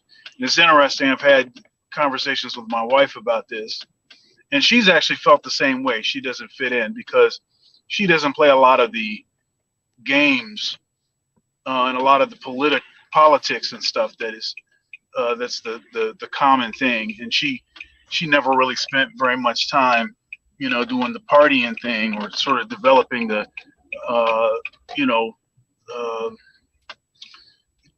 developing relationships based on, certain kinds of, activities that, don't gain you anything. And so it's interesting. I think in general, black folks that are trying to be about something are going to feel that they don't really belong. Mhm. But in particular for black men, there's not the usual celebration and admiration of those that have put in the real work to become degreed, credentialed, those that have become, elite in their discipline. As a musician, black men have felt that they need to be 2 to 3 times as good as their white counterpart to Right. get the same opportunity. Yes, sir. And Right. and that's been there's several things that I think have played into that. But then on top of that, you have certain stereotypes about black musicians. They don't read well, or certain issues with respect to fundamentals as far as having been trained properly, all of that kind of stuff. There's a bunch of that kind of stuff, and every time you dispel the stereotype, they move the goalpost. Right. Right. So, Mhm. okay, well, we don't want black musicians because they can't read. Oh, this cat really can read. Well, really, you need to have a degree. I'll say, well, I got my degree. Well, it really needs to be a master's degree. I say, well, okay, well, it really needs to be a doctorate. Oh, and then also you need to have, XYZ certification, or you need to be, have this certain, you played in such and such's band for however many years, and you got to have all of this stuff. They just keep changing what the standard is. And then when all of that doesn't work, then they just say you're not a good fit. Well, it's just not, it's not a good fit. That's right. So it's like, to me, it's like you could have just said I wasn't a good fit from the beginning and prevented me from going through all of this stuff, thinking that the pot of gold was at the end of my journey. Right. But that's how that is in our own community. And that's sort of dealing with the sort of system, in our own community. I've talked about this over and over, this whole prioritization of swag over substance. So if you are a person of substance and you're spending that time in the books, you're spending that time enlightening your mind, you actually are interested in, history, you actually are interested in, the finer points of politics, X, Y, and Z, you're a weirdo. You're treated like some kind of outcast. Why you talk so proper? Right. That kind of stuff. Why didn't you spend more time, working on your mouthpiece? And how come you were spending all that time with the books instead of making sure that you had the latest clothing, attire? Why are you so, Right. why are you so cheap? Why are you so cheap? Why aren't you wearing all your money around your neck? It turns into that kind of scenario. So this week I'm playing a show with a band I play with frequently, and it's a subscription series. This series focuses on, it's a Louis Armstrong show, okay, and it also focuses on other prominent New Orleans musicians. One in particular is Sidney Bechet, and Sidney Bechet was a great clarinetist, also soprano saxophone player. And before Louis Armstrong, he was sort of the king of jazz. Louis sort of invented jazz, right? But he was the king of the music scene in New Orleans. But he felt, as many musicians and many black musicians feel, that they're not appreciated here in America, right? So he went and lived in France for several years. And of course they erected monuments to him and statues and stuff. You go there, there's all these, statues in the honor of Sidney Bechet and stuff like this. But of course they didn't pay him that kind of attention or respect being here. Now, part of that is what is it? Stolen waters are sweet, and what is it? The you know, uh, news from a distant land. You know, this idea that Jesus couldn't even work miracles in his own town, in his own hometown amongst people that knew him because he was the commoner, right? He was the everybody already knew him, so I'm not going to expect very much out of this. So part of it is that, and you go somewhere else and you can be celebrated. And I would argue that jazz musicians of this day, they may have been the first passport bros. Yeah. And but it's interesting. So it's not just, so I digress just a second here. It's not just it's not just that sort of business where you're from somewhere else, so we're going to respect you more. But it also is that they didn't seem to have the same hangups about race in a certain sense, even way back then, that we in America do. Right. Mm-hmm. So yeah, it's an interesting sort of challenge. And as I said before, it's something that, I've always felt like I didn't fit in, and I've always known that there were going to be more challenges, more things put in my place to try to prevent me from getting where it is that I'm trying to go. I'm a Christian. I have a spiritual outlook on things, and I don't really believe that structures that are in place will be able to defeat me. And so I just keep struggling.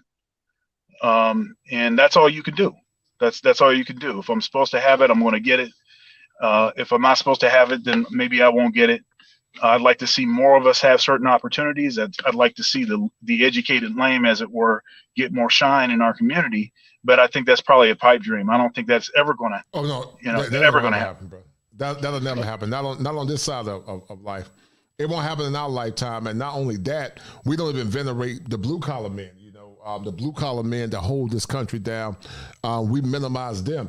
I was in a movie with Al Grease and Dr. Ron Neal. We both were out there together, and I'm gonna show you guys this clip. We were in the movie Frustrated 3, and this is gonna more or less give credence to what we'll be talking about. So give me 1 minute. Let me play this little short clip. Hold tight. When you date a woman and she may be a potential wife, it's a competition thing all the way. I can't take it no more. They feel propped up because they feel more beholden to the government.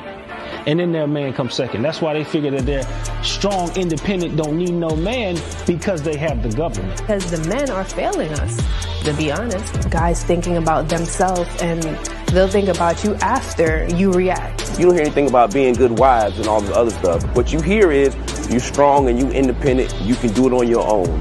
You got black girl magic, black girl rock, but you ain't said nothing about black family. My mother is like what they consider to be the strong black woman. I feel like I projected that onto the guys that I dated. Ladies have no idea how stiff their competition really is. You have no clue how black men are viewed in the rest of the world. We are the #1 most sexually desired man on the face of this planet. They would call Jesus Dusty if he was here living in America because of the gross narcissism that a lot of our women have.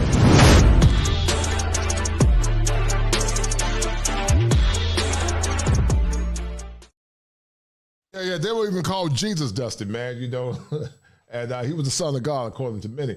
But this is the pathology, we don't celebrate blue collar men. We don't celebrate black men. We don't celebrate men of excellence. We celebrate foolishness. But many want you guys to come back. They want Dr. Neal to come back. He just got back from Senegal. They want Dr. Neal to come back. They want Ike to come back. They want me to come back, Dr. Thunder and BGS, and save the community. Dr. Neal, you were in Senegal recently, man, and shout out to that beautiful young lady I saw you with, man.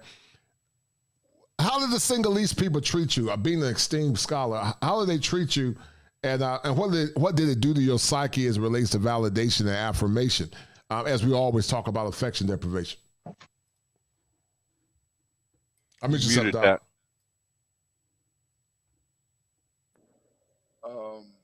I would just say that this is my second trip to Senegal, and actually in 3 months, and each time I didn't want to leave. Wow. Talk about it. Talk about it. Yeah, I did not want to leave because I felt I was affirmed. You know, I was affirmed, and it was a profound, spiritual experience um, that's it's been life changing. You know what I mean? I'm still processing it and everything. But I will say this, man. I felt welcome as an American black man of my status, or whatever. I felt respected.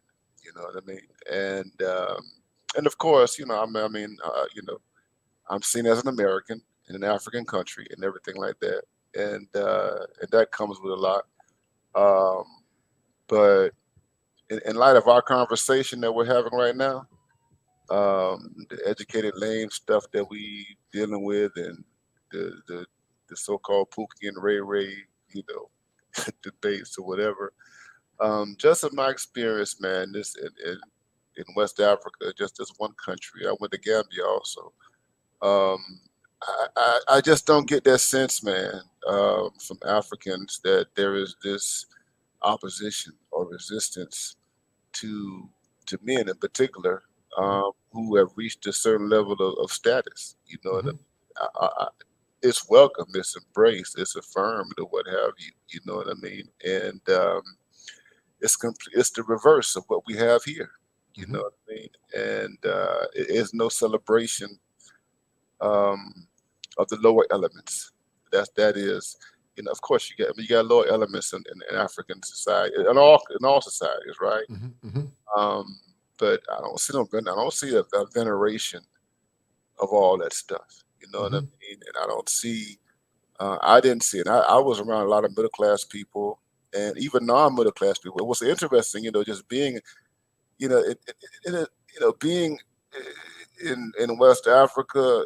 There are some dynamics that are kind of similar to Black Americans in terms of class. And what I mean by that is that you don't have these super rigid distinctions. I mean, there are distinctions that are there, of course. People have come from, certain groups or what have you, certain affiliations, family, kinship networks, and all that kind of stuff. And those things are very real. You know what I mean?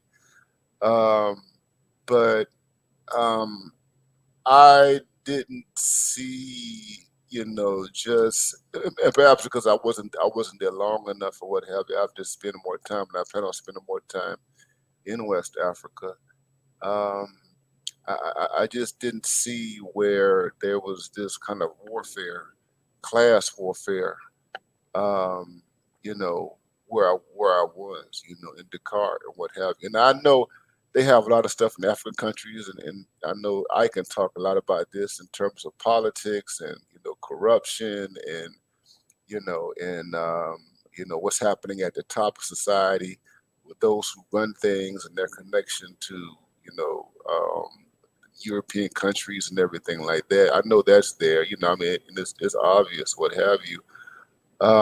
But again, there's this coexistence. I mean, I see, the middle classes, they have their thing going on, but there's this ongoing interaction, interfacing between the classes. You know what I mean? And so, which has existed among Black people in America, what have you.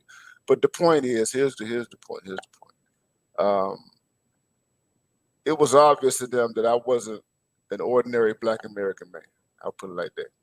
And it was obvious to them that I stood out among them. You know what I mean? And they embraced it. And everything was cool, and I loved it. You know what I mean? That's part of the reason why it was so hard, to leave. And the middle class people that I was around, middle class people I was around, were very comfortable in their skin and what have you. And again, there's no emulating, the lower parts or the the degraded parts of the society or what have you, you know. Mm-hmm. And it seemed to me that the lower parts and the degraded parts, you know, exerted some type of respect towards the people who had some status. You know, there might be some resentment there at certain levels. You know what I mean? But it's not like you see in America. You know what I mean? And but yeah, just to be very pointed, man. I loved it. It's like, you know, being a middle class black, you know, upper middle class black man in America. It's a very stressful thing, you know. Yes, and, I agree. I agree. It's a very stressful thing because you got white people who don't believe that you should exist. Yes. And you got black people who can't even believe that you do exist. Yes, sir. Right. Saying. It's true. And right. so right. That's, you know, that's the, you know, the reality, you know, that we have in the United States. And I have to say, I have, you know, I have a lot of respect for the Africans who come here and even there who unapologetically embrace education and achievement, who are not trying to hide anything or what have you. And that's why I did, you know, last week I did a stream from Dakar, you know, and one of the things I said, I was responding to what's going on with Stacey Abrams and all the stuff with Malika Andrews and Tiffany Cross and everything like that. And I was telling the brothers through the stream how much I enjoy, you know, being in West Africa. Uh-huh. I mean, and there were some guys in the comments, I guess some trolls coming in, you know, doing the FBA ADOS thing. And I said, listen, I'm FBA, I'm ADOS, all right? But I don't have this type of antagonism towards people from diaspora. You know what I mean? Right. And that we need to get over that. You know Right. what I mean? You know, it's, you know, the immigration is not the problem, what have you.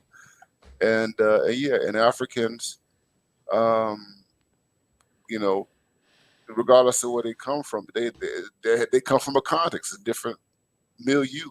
You know what I mean? And I understand it because I've worked with them, I've gone to school with them, and everything like that.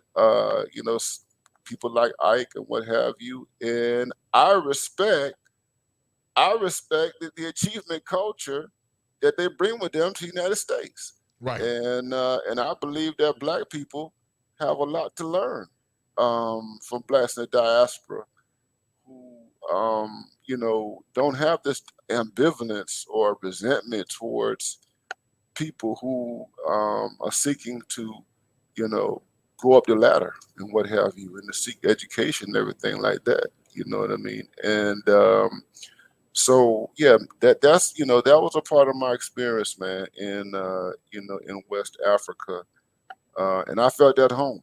You know what I mean? I felt at home. You know, I struggled with my French, and everything. I got to learn Wolof, but I was at home, and I didn't, the detentions that we deal with here, I didn't experience that, you know, over there. Can I jump in right here? Yeah, real quick, Doc. Let me read off this $15 super chat. Hold tight. Shout out to my man Gregory Scott. He said, Coach, you have put together another great panel. This goes against those who claim that all we hear in the manosphere is conversations about relationships. And, you know, I appreciate it, Gregory Scotland. But, you know, it's sadly, brothers, esteemed brethren on the panel, that foolishness now sells in our society. Anything dealing with intellectual simulation or the greater elevation of the mind is always met with ill repute. And I was actually listening to you today, BGS, when I was in the auditorium, North Carolina A&T. And you were just talking about it's no need to try to shame them or shame the women. The women can't shame the men anymore.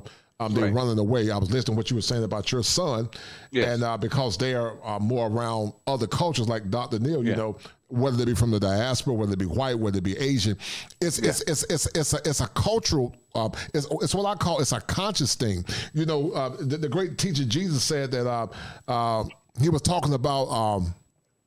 He was talking about the Jews, and he was saying that he that does the will of the Father is my brother and my sister. So based on what he was saying, that it supersedes the hue of a man. Tyler Smiley said that my skin folk are not my kinfolk. And so I'm not calling it the static blackness. I'm going to get with the blacks that treat me right and have my same level of consciousness. I'm not going to more or less pledge my allegiance to anyone just because their skin color is black, because their value system does not enmesh with mine. Go ahead, Dr. Thunder, and then I want to ask you guys a question. How did you guys overcompensate because of the lack of validation? Go ahead, Dr. Thunder. Go ahead, brother. Yeah. So Dr. Neal was talking about there doesn't seem to be this same sort of dysfunctional celebration of the sort of lowest common denominator, as it were. In where he was, in Senegal, as there is in America, right, in our community. And it just caused me to remember a couple of the videos, BGS, that you've done over the last week, which have reaffirmed this sort of, the dysfunction is present in every economic strata in our in our community. You know, this idea that it's not just a hood thing, it's not just an urban thing, it's not just a low income thing. It's a middle class thing. It's an upper middle class thing. It's a wealthy thing. It's a billionaire thing.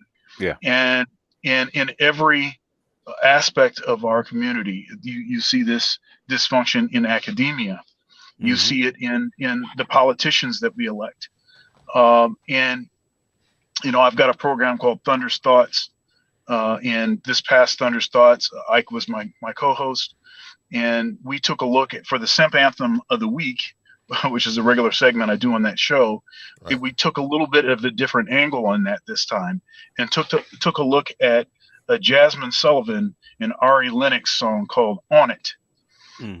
And we played and this was from a year ago's BET Music Awards ceremony, where it was more of this sort of Black female empowerment, reclaiming the time and using their sexuality to control the men and all this kind of stuff.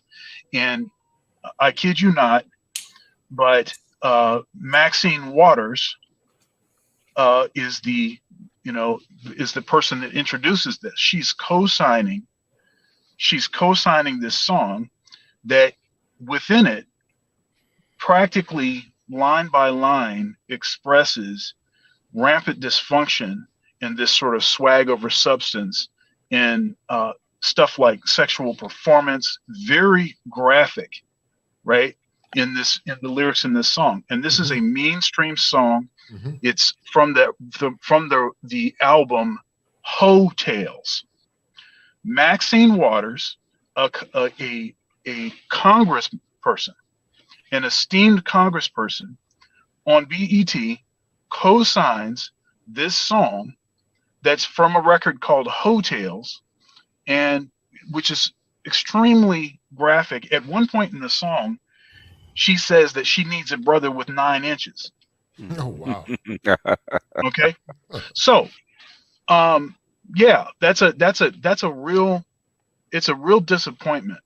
It's a real disappointment and frustration that I have with our culture. And over this last week, I've done a couple streams, one of which where I was expressing why I am conflicted about this sentiment, let it burn. I know it's necessary. I know that it's necessary, but I'm very conflicted by it because I want to see us do better. And I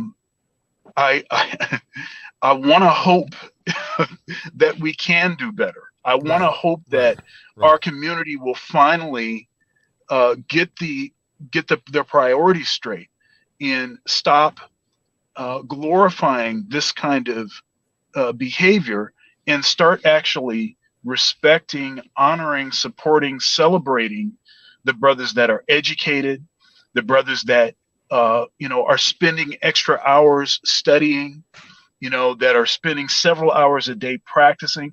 When I started when I was 6 years old, and admittedly I had an unfair advantage. My dad was a great musician, and I got 3 to 4 lessons a week with an attentive ear on the practice room. Okay, so but all I wanted to do was practice, right? So I was spending, as soon as I could handle it, I was practicing 4 or 5 hours a day. Right? There's no celebration for that kind of brother. No, it's not. There's all. no celebration for that, especially if you have to, because there's not unlimited time.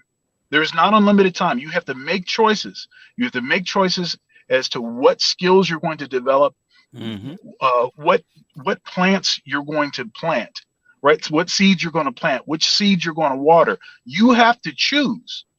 So if a guy has been spending 4 to 5 hours a day practicing, likely he hasn't been spending that time in front of girls, or chasing girls, or engaging in certain social behaviors or whatever. So it's possible that person might not be as up to speed on some of those social things. Black folks, our people, they make you pay for that. So there is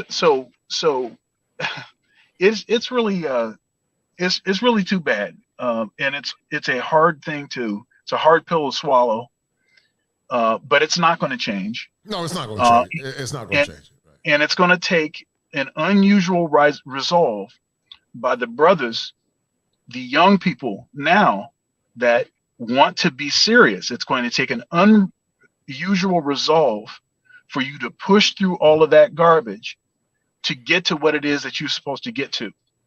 You have to be willing to ignore that and just treat it like it's not a big deal. Eventually, your time will come.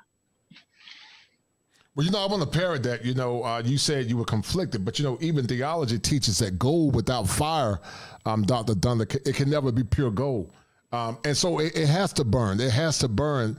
The metastasis must burn out. The chemo must burn out the metastasis that's more or less been percolating for many years here in America. But BGS, and then Ike, and then Dr. Neal, and then back to Dr. Dunn. How did you guys overcompensate for the lack of validation as you were coming up through the ranks? Talk about that. One, like Doctor says, and Ike, and probably Dr. Neal, and probably yourself, right? One, you got to believe in yourself, right? That's first of all, you got to believe in yourself. So you got to believe that what you're doing is valid and what you're doing is right. Secondly, you probably have to enjoy what you do. Okay, because it's very difficult to actually do this kind of stuff in isolation, because most of us have to do this stuff in isolation. Kind of hard to do that by yourself in isolation unless you actually enjoy the process. Like I really basically taught myself to read when I was like 5 or 6 years old, and I've been doing it ever since. I was reading The Wizard of Oz, which is like a 7th or 8th grade book, and like when I was like in 2nd grade. I always loved to read, but it was always in isolation because the rest of my family didn't like to read. Okay, they didn't like books. Okay, so you have to be a particular kind of person. 2, you have to enjoy what you're doing, and plus you have to believe in yourself. Because if you don't believe in yourself, you're actually going to fall. And so I'm sure that all the folks up here probably have that in common.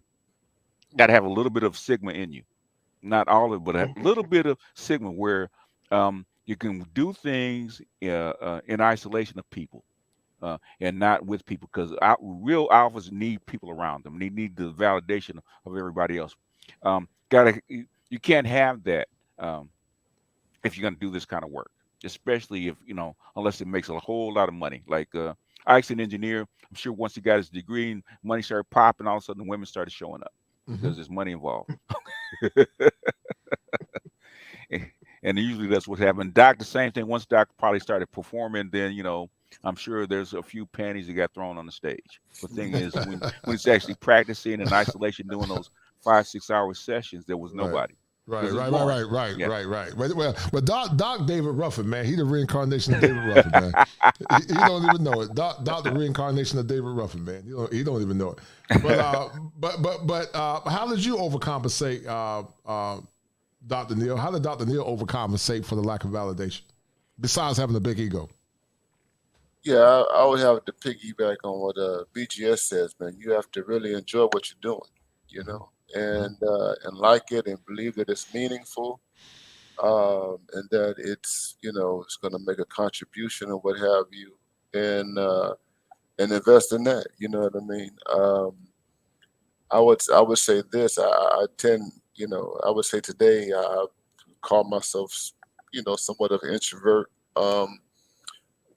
When I was much younger, I was very extroverted. You know what I mean? Especially before I went to college, and college kind of changed that a lot. You know what I mean? And that's when I just, you know, I started burying myself in the books. You know what I mean? And I went overboard with that. You know what I mean? And I believe that. I had believed that there would be some reward, even though there was no immediate validation or no immediate rewards. I had always been invested in the idea that that there would be some long-term fruits to my labor. You know what I mean? And so, you know, I just, you know, was just narrowly, you know, focused on that. You know what I mean? And it just zoned everything out, you know. And then also, you know, I just came to understand, like with Black people, and I understood this, you know, some decades ago. I kind of understood, like the conversation that we're having right now.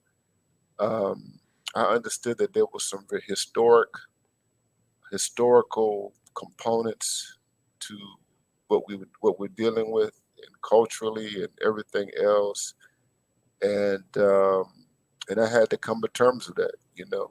And what also helped was talking to older men who were, you know, scholars and what have you, and hearing, you know, their stories about how they were received, you know what I mean, by Black people and what have you.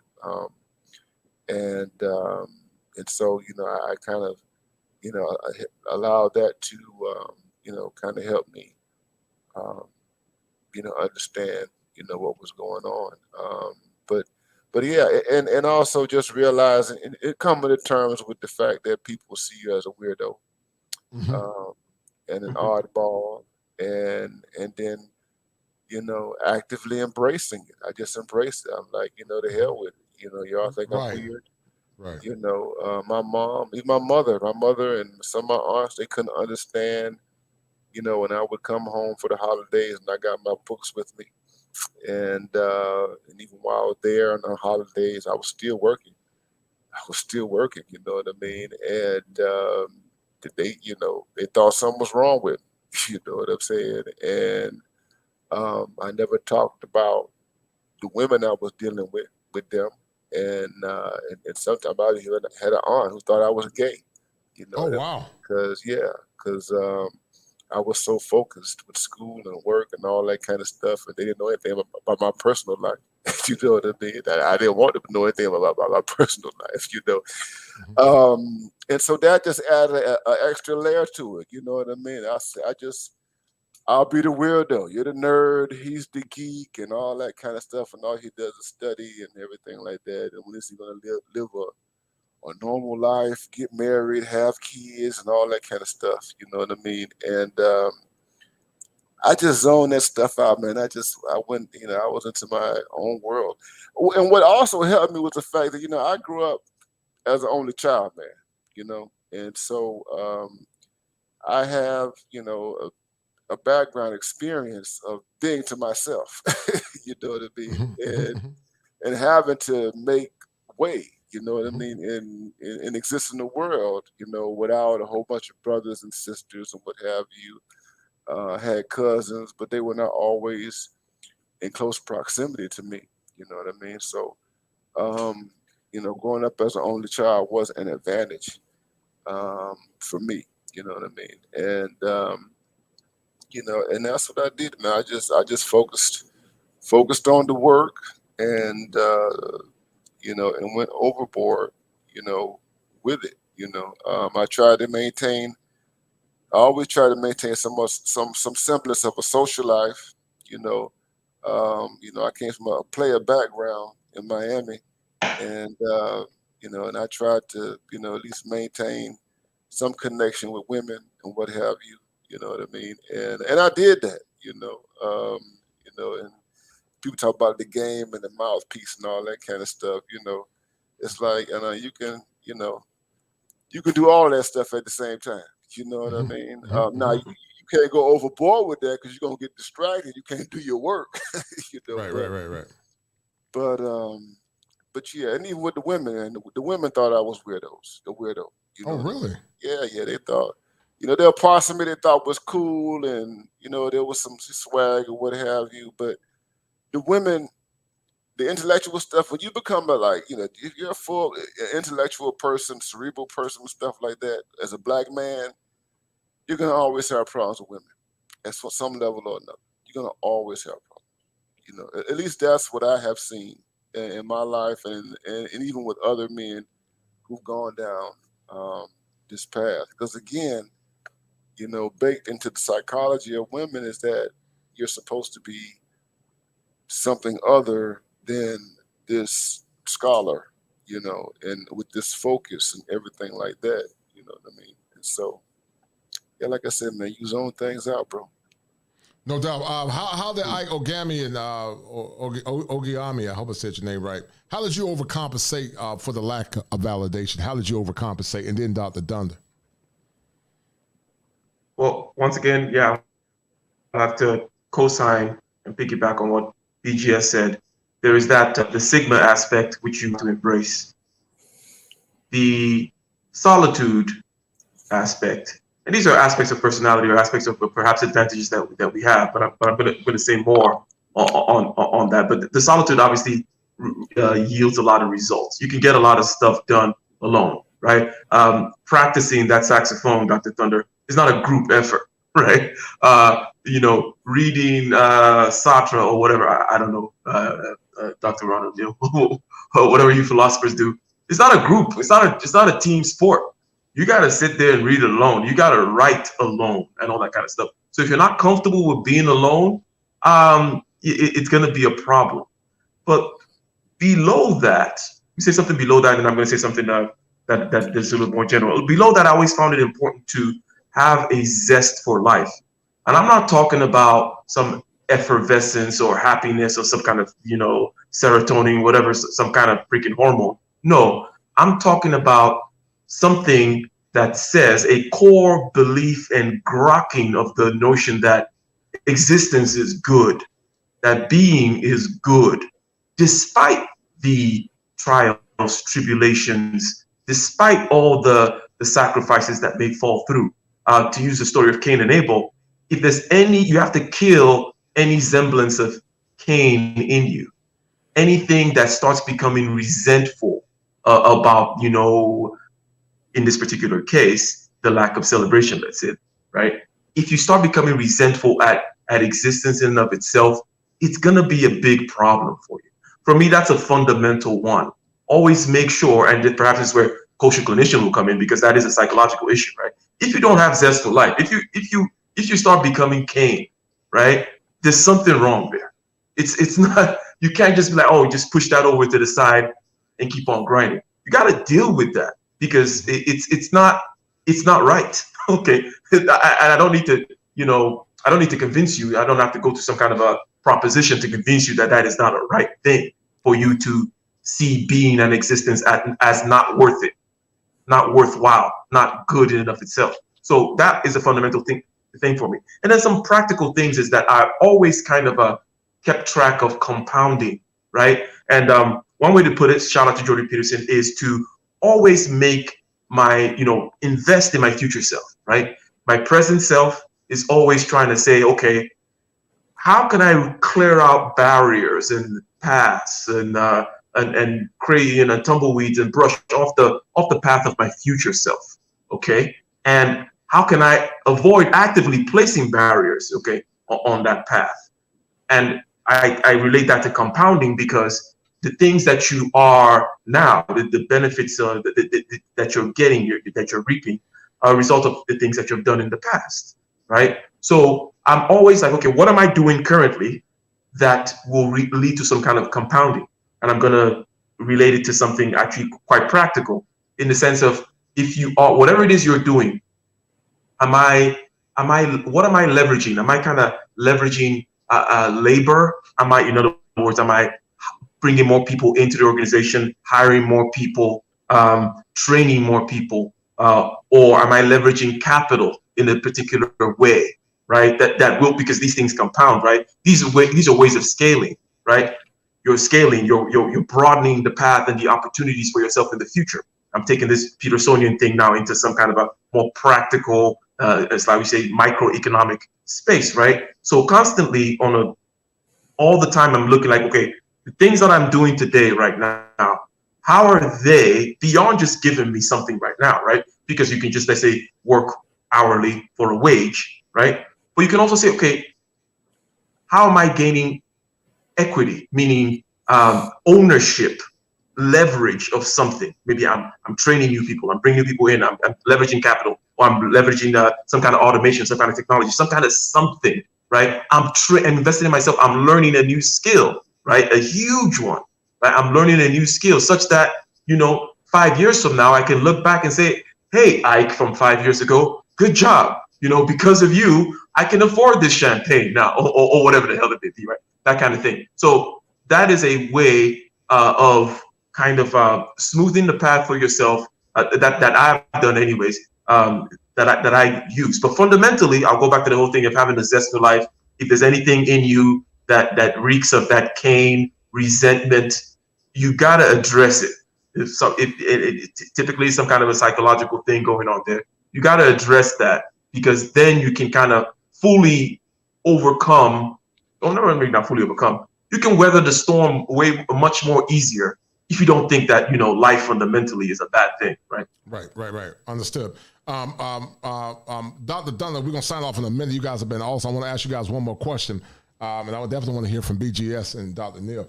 But how did Dr. Thunder overcompensate for the lack of validation because black men are not celebrated here in the contextual framework of America?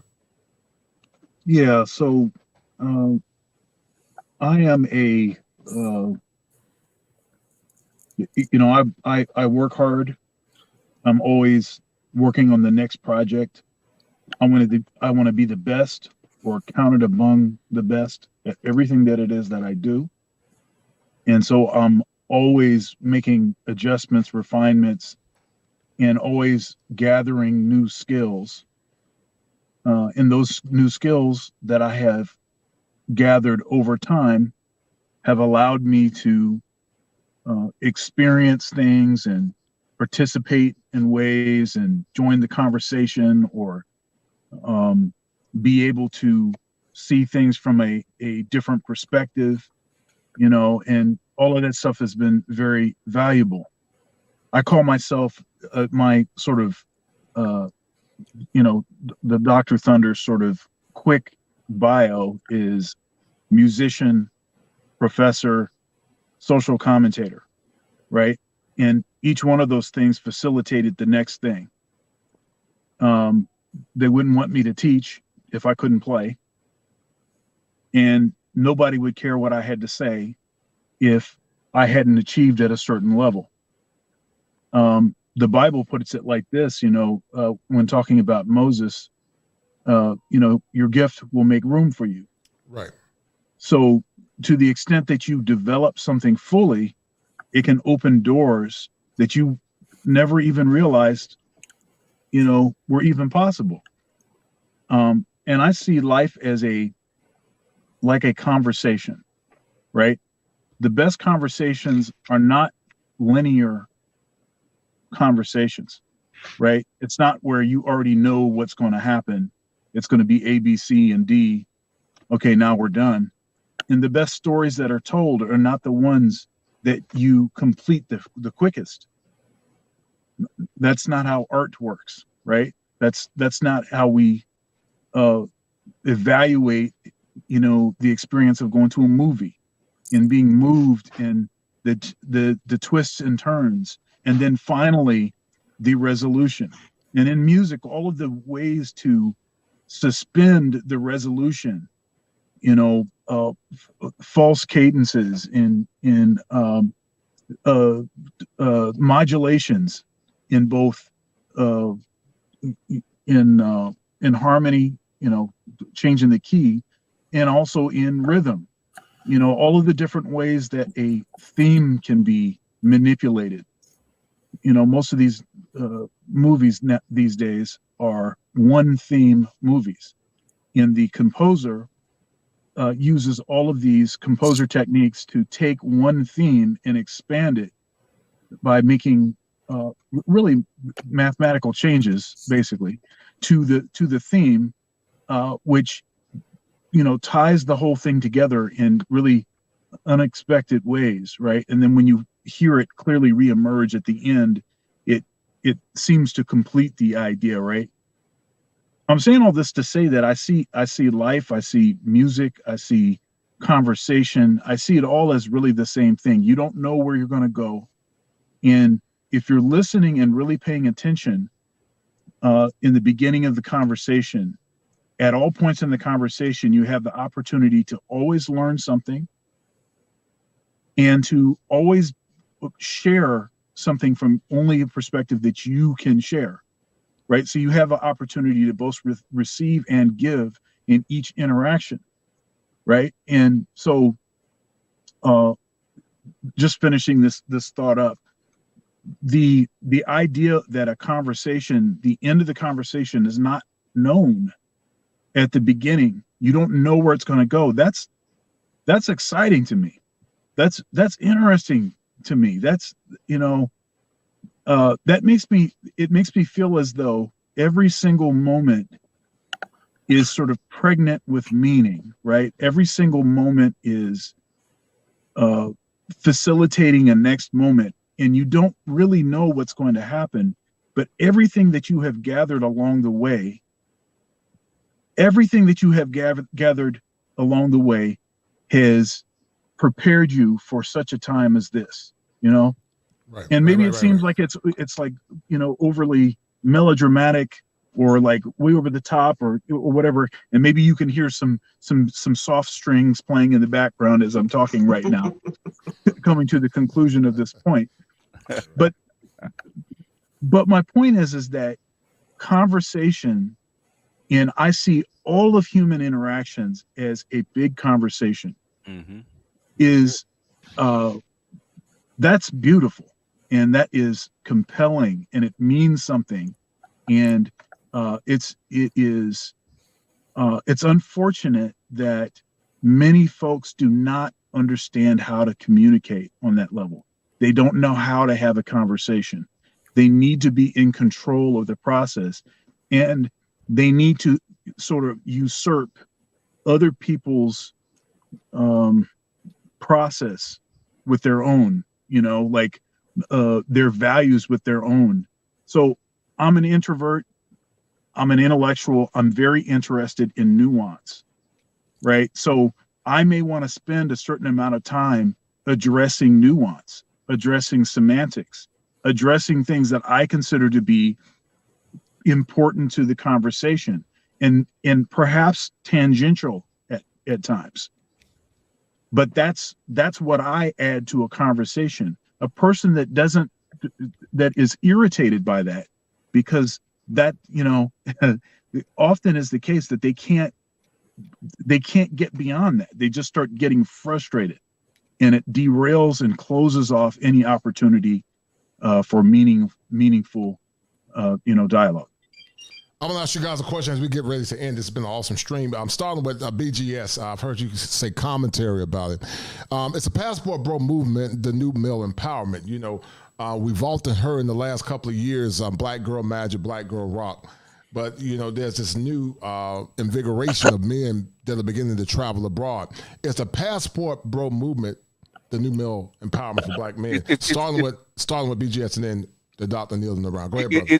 It's part of it. I think the lack of a better term, the interracial dating, passport bros, and also the political sector that Dr. Neal actually called the ice cube effect like 2 years ago. You know, he actually called it at the time. Um, I think it's a separation where black men are having their own identity in this culture because we have been part of the black collective for so long, and everybody else has actually separated themselves. I think, like Dr. Johnson calls the black masculinist turn, actually turning toward ourselves. So I think the younger generations, millennials and Z's, are not seeing themselves as wedded to the collective as we used to be. You know, so I think I think that what you're seeing with passport bros, and interracial dating, and even the political sector, the Ice Cube effect, is is just a generational evolution of black men seeing themselves as their own entity. So yeah, I think passport bros is an effect, but I don't think it's the cause. Okay, all right. Dr. Neal, is Passport Bros part of the new evolution of BMI and also black male empowerment, in your opinion?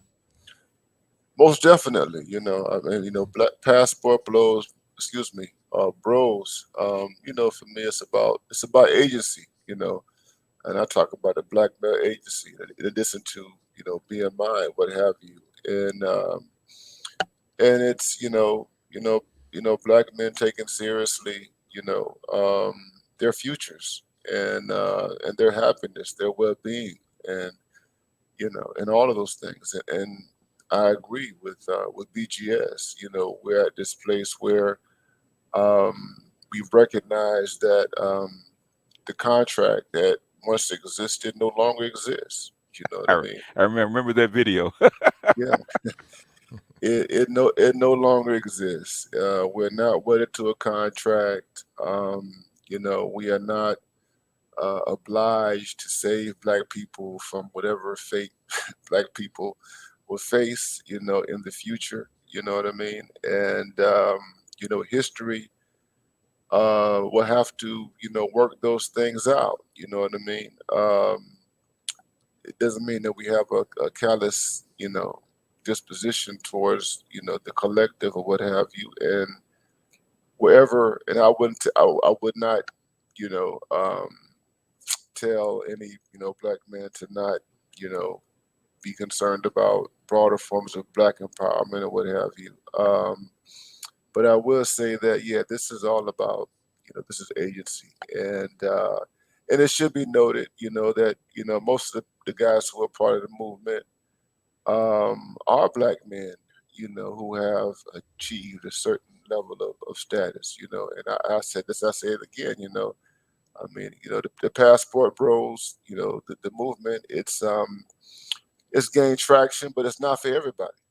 You know what I mean? Right. And you have to have a certain mentality and disposition to fully dive into it, to embrace it, and to run with it. And it's bigger.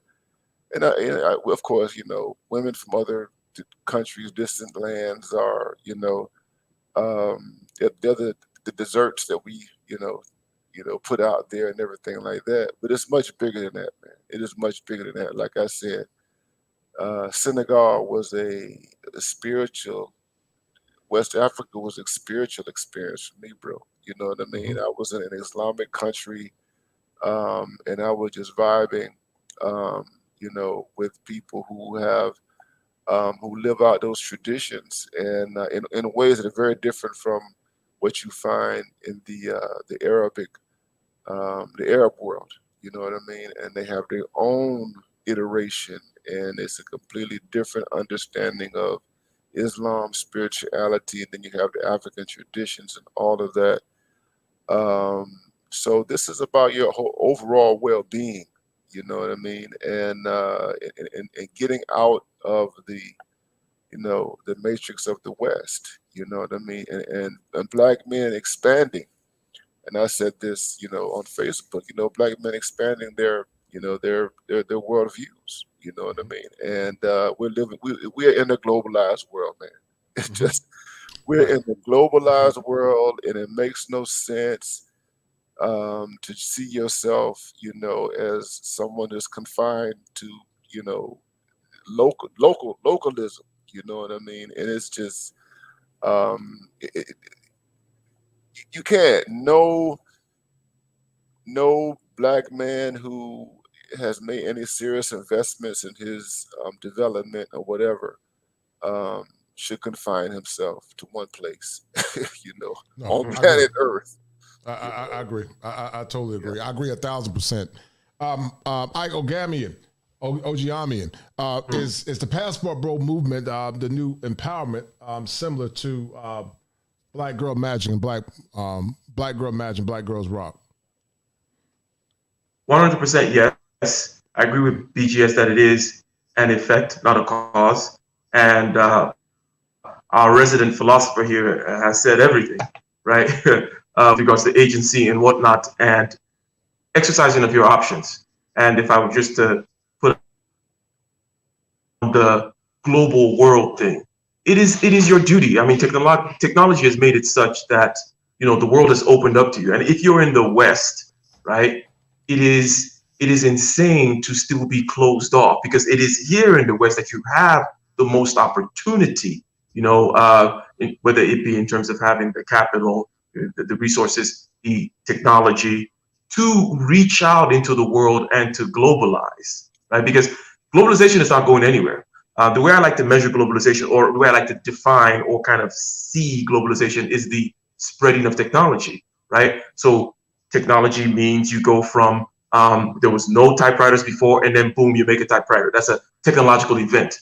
And then globalization is going from one typewriter to 1 billion typewriters, okay? And that spreading has a logic of its own, that you can't stop it, okay? So you're not going to stop globalization. There's, just like you can't stop industrialization, which was another particular iteration of the spreading of technology. And there are these bad things that come with it. Let's say, people lose their jobs here, there, or the other. But there's a logic, internal logic of itself. You can't stop it.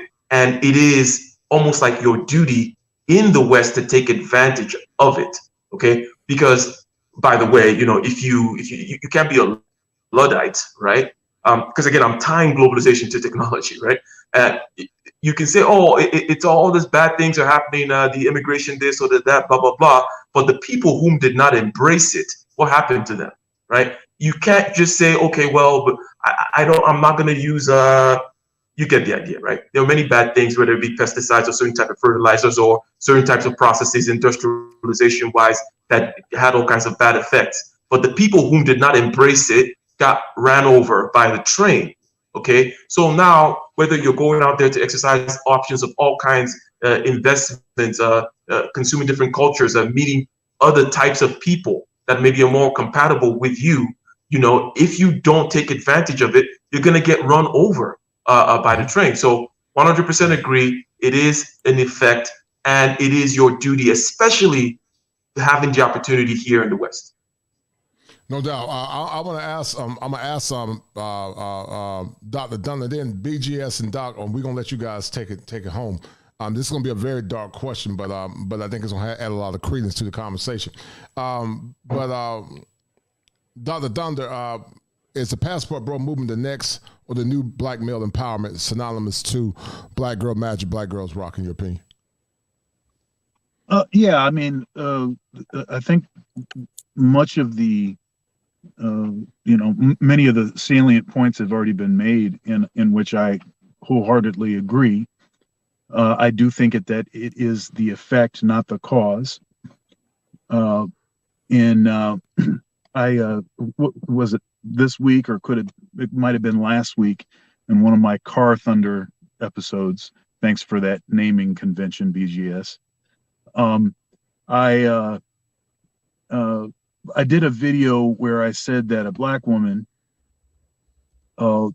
told my son that he should become a passport bro and wife an Ethiopian woman. That was the name of the video. And the reason was, it was based on this actually did happen. She didn't say passport bro. She's an Ethiopian woman. Check this out at an eatery.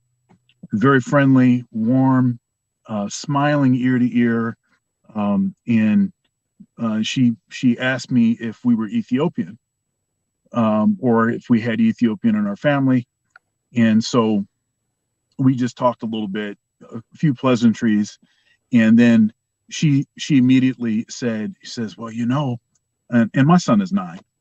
She says, oh, your son should, you know, he should date an Ethiopian girl, you know.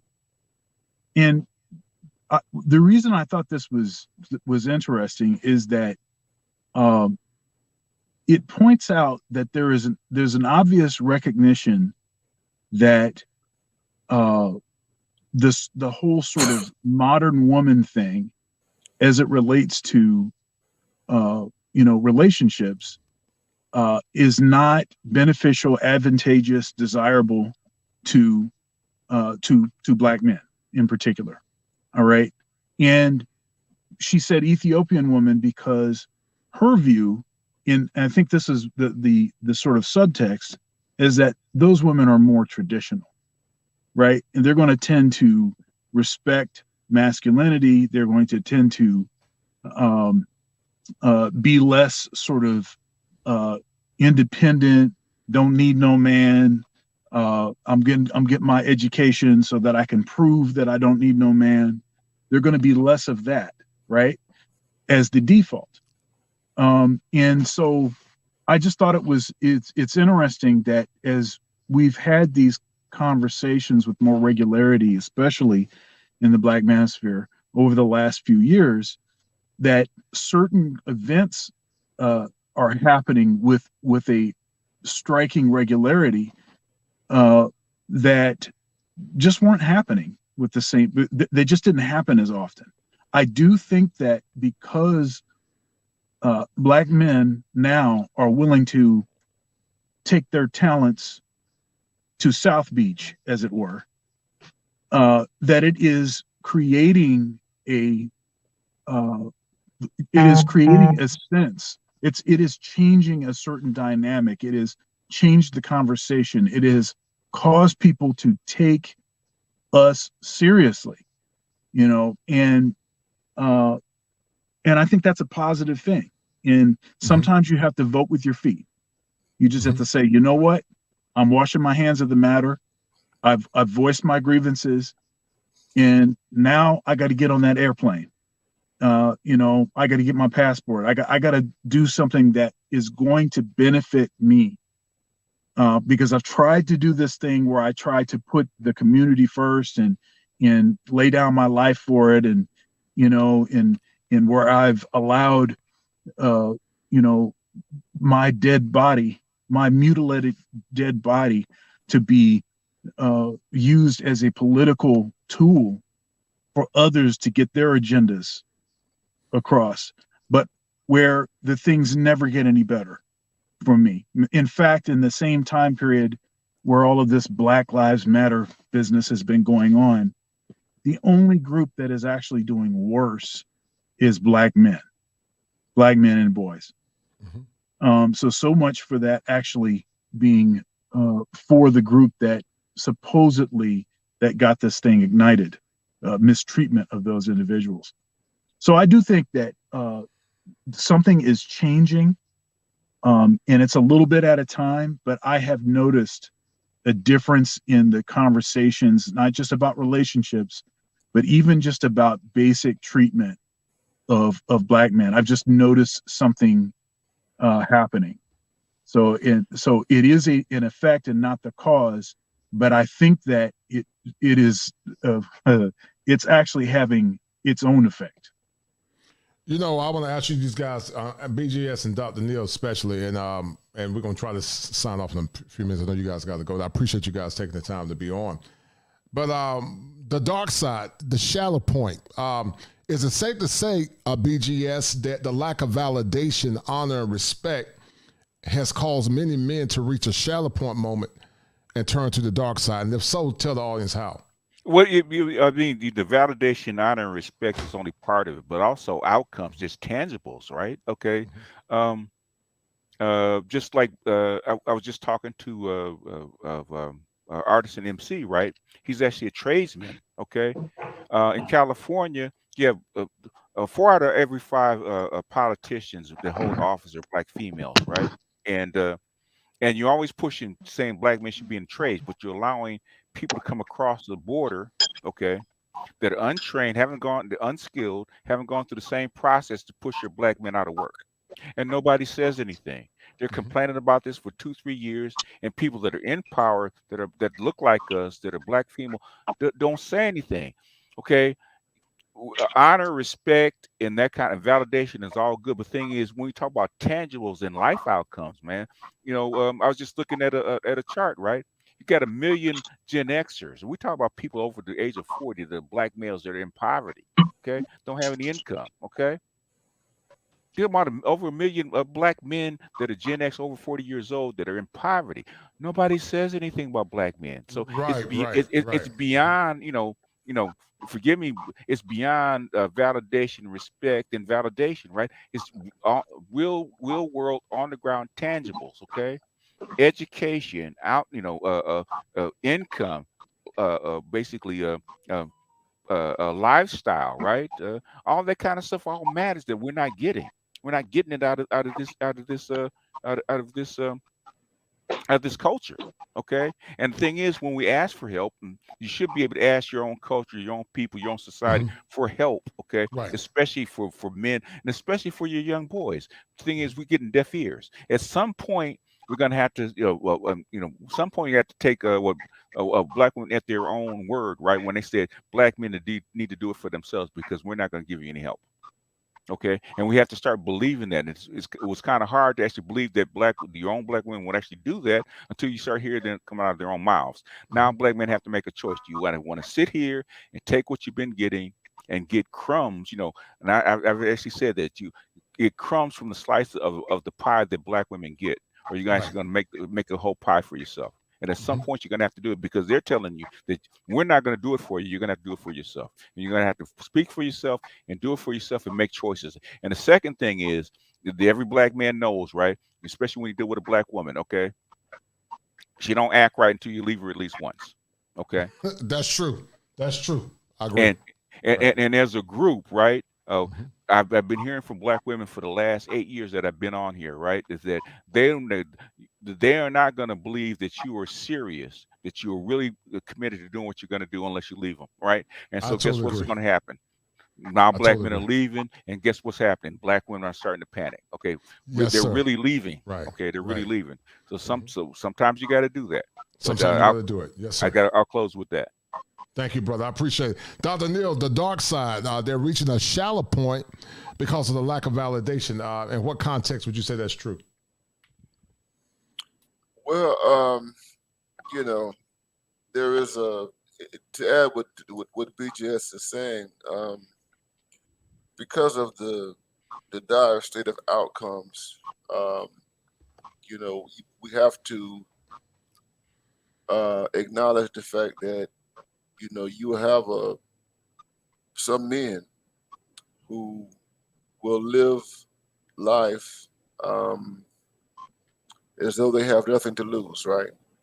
And you do have a core who become so detached, okay, that they can become antisocial, you know what I mean, in very destructive ways.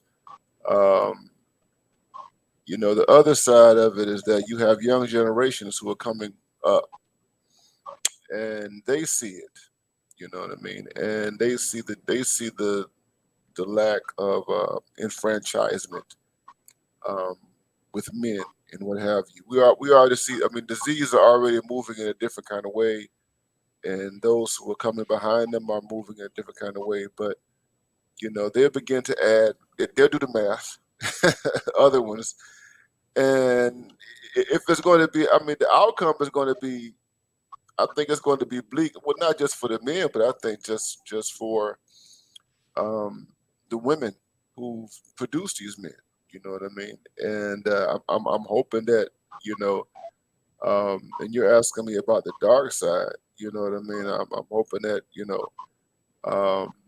we don't have too many unstable or unmoored men walking around here.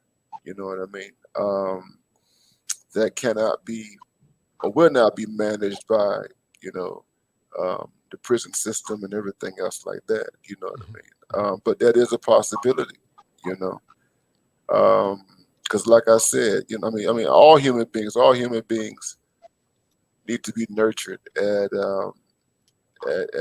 particular levels. You know what I mean? And we react to that lack of nurturing and affirmation. You know what I mean? And so my only concern is that we might see things within Black society that we've never seen before. I'll put it like that. Right. And perhaps the women will make some type of turn or what have you. But that's something that could possibly happen. You know what I mean? Where we are. I mean, like I said, the contract, there is no contract. The culture is broken down in so many ways. And it can produce all sorts of things, like I said, that we've never seen before. Right. Briefly, shout out to what's the brother's name? Hold tight. Shout out to W So Much Truth All-Star Panel. I appreciate it. And guys, I need you to do me a favor. That robot has been sending me texts, and I'm gonna end it with Dr. Dunder and Ike. But the robot's been sending me texts, guys. So I need you guys to do me a favor, guys. Get those likes up, because the robot said he said feed the algorithm. Hold tight.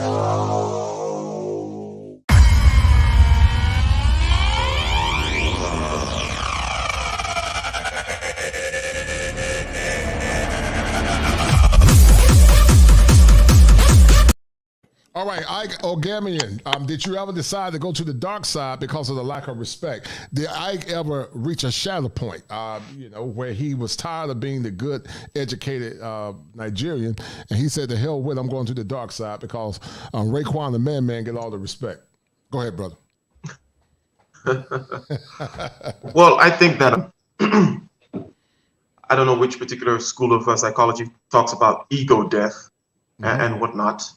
But I find it to be a necessary step in one's psychological development, right? And because if you don't go through that ego death, then the ego is still it's going to be part of a problem, right? The short answer to your question is yes, and perhaps not for the exact reasons that you placed, but in a way, in a kind of a meta way, it is the same structure, right? Because it's that whole story of Cain and Abel again, right? Cain was looking for some kind of validation. That's what we're kind of looking for, from whether it be from a person, a career, the society, or from life itself, from God, from whatever, right? You're looking for something like that, and that could drive you to a point, when if you drive you to a point such that you don't see existence as being fundamentally good anymore, right? And there are two ways to go, right? Either you go through that ego death process, or you go the way of Cain, I guess, right? So the short answer is yes, right? And I think it was I was probably about 19 years old, right? And that's when I really got into meditation, right? That was part of the process of going through that and coming out of it, right? To the degree to which one can say one has come out of it, right? I mean, I'm still alive and still filled with all kinds of challenges and whatnot, and hopefully more growth, right, to go through. But I've gone through something akin to what you're saying, for sure, 100%. What does it look like, the dark side? The dark side might be, lying to women, cheating on them, or whatever. What was your dark side moment? And then, Doc, and then we go in the stream. On the woman's side, yes, 100%. I was a little bit frivolous with women at some point. Right. You know, and then, you know, there were other things kind of associated with that as well, and that were also tied to insecurities, right? So you're insecure, wrong things, right? That'll be that's the overall shape that it took. You're insecure, you're lashing out at the wrong things, you're lashing out at this individual woman as though it had anything to really do with her or that, right? So yes. Okay, all right. Dr. Dunn, real quick, we're going to end the stream, man. The dark side, when did you reach that shadow point and you went to the dark side? Yeah, I don't know if I ever have fully embraced the dark side. But shout out to CGA, who had a really, really great interaction with Hafiz from the roommates on valuetainment. This interview, it was it's interesting because Hafiz is the sort of, you know, he's a Christian, and he's all, you know,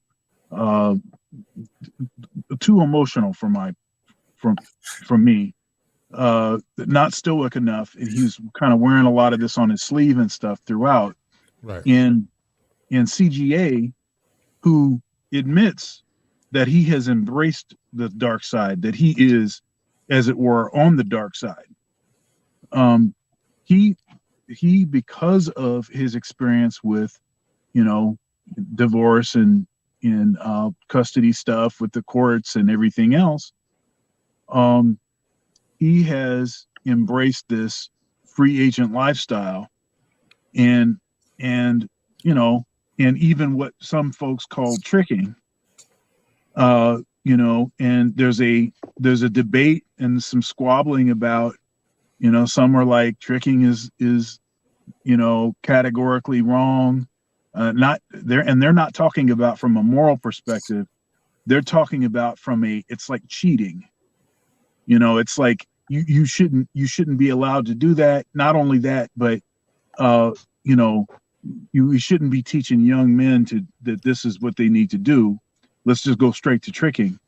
And then there's a sort of intersection between that and the sort of passport bros, and aspects of the passport bros being characterized as basically cats that don't have any skills with women here, and they're just going overseas to go to trick, you know. So this is an interesting sort of you know, nexus or intersection between these different ideas. But the thing is that CGA totally ate him up on that panel, in those interactions. He totally ate them up because he at least is willing to state the issues with the current system, and that it's not sustainable, and that it really is detrimental to men. You know, and as he says over and over, hope is not a strategy. Hope is not a strategy. And it really exposes some of the deficiencies and weaknesses to this sort of blind faith approach, and just I don't know, to spirituality in particular.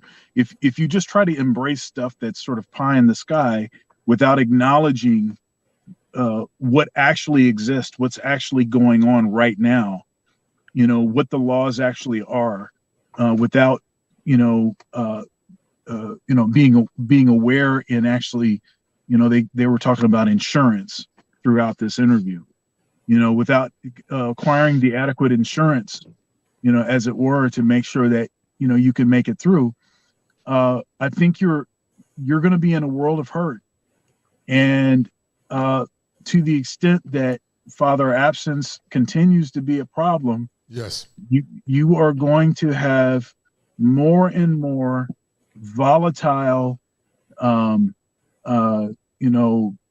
scenarios, violence, all kinds of stuff. You're going to have all kinds of issues because these men have not been told what they should have been told, They've gone into these scenarios without being armed with the right information. They've taken a terrible risk. You know, Ike and I, in that show that we did this past Thursday on Thunder's Thoughts, it was called "What is the Value of Marriage?" And it seems to be a trending topic over the last few days. In particular, that interview that I was just talking about was on that same topic. And there's been a couple other high-profile videos. MTR did a live stream where he reviewed that interview, and so it's a topic that people are concerned or interested in. And what is the value of marriage? And if you have to choose from the supply of women that are in the United States, the Western women, and in particular Black women in our community, what are the usual what is the pathology? What are the thought processes? What are their value system? What is the level of the dysfunction? What are you getting yourself into? What can you expect to be the norm? And if and to the extent that it is dysfunctional, not positive, not going to be good, it directly is going to impact the value of marriage, right? So who you pick is extremely important if marriage is going to mean anything, if it's going to be anything, and so as far as the dark side goes, you have those that have said marriage is never going to be the thing. Coupling is not the thing, and folks have totally embraced that, and they've said, "Hey, I'm doing the free agent lifestyle, or I'm just going to say whatever I need to say to get whatever I want to get from these women, and just keep it pushing, But obviously, for the sake of regenerating Black people, there's a problem there, because you can't regenerate Black people if you don't have the best scenario for kids. Now, even CGA will admit that the best situation scenario for kids is marriage. But the way that we do marriage ain't working. It's tough. No, it's not. It's definitely not. Well, listen, guys, it's been an awesome show. Dr. Neil, man, I appreciate your time, man. Thank you, brother, for being so kind to come on. Thank you, Ike, and also Dr. Dunn. It's been an excellent show. In less than 2 minutes, Dr. Neil, what'd you get from the show, man? Real quick, we're going to sign off. This is just a very important conversation. Yes, it's been on my heart for a long time, brother. On my heart for a long time. That needs to be, ongoing, and it's a part of what we do in talking about, Black men's issues, and this is, it's a part of, our developmental,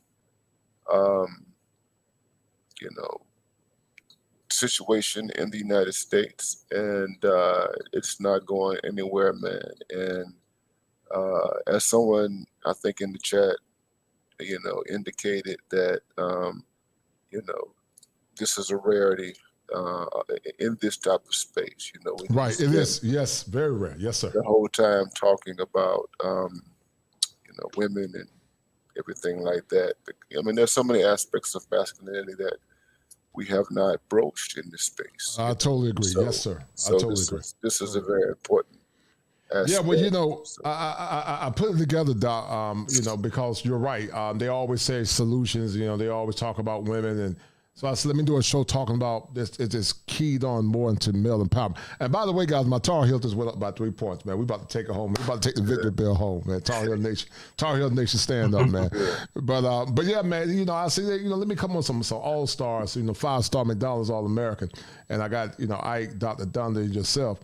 And this has been a good one, man. I really appreciate it to Doc, Dr. Neil, and also Ike, man. I really appreciate it. But as I said earlier, this has been a show that's been on my heart for a long time, because when you hear pundits say, go save the community, I'm saying, what are you giving these men in return to come back and save? And they never celebrated us. I was never celebrated. You guys were never celebrated. So if you're not going to celebrate the warrior class, they don't expect the warrior class to come back to serve you in servitude, because it always appears that when it comes down to service, they want black men's service. But when it comes down to power, they want the power. And black men are taking their power back through black male agency, black male independence, and a myriad of other things, as we take more or less focus on ourselves in these times where masculinity is under attack. Doc, it's been a good one, man. We come a long way, brother, and I appreciate it, man. Signing off. Right. All right, See you guys. Thank you, brother. All right. Peace. All right, guys. Signing off. Peace. Well, thank you, Ike. All right, guys. It's been a good one, man. It's been an excellent, man. And I told you guys that there are 7 steps that a man must go through in order to become optimized, and understanding how the lack of psychology and the lack of validation is playing a role in the psyche of men is paramount as we move forward in these turbulent times. This has been a good show, guys. I think I'm going to make this one for members. And guys, signing off, and I appreciate it, guys. Thank you, brothers and sisters, for tuning in. And guys, do me a favor once again, get them likes up as we about to sign off.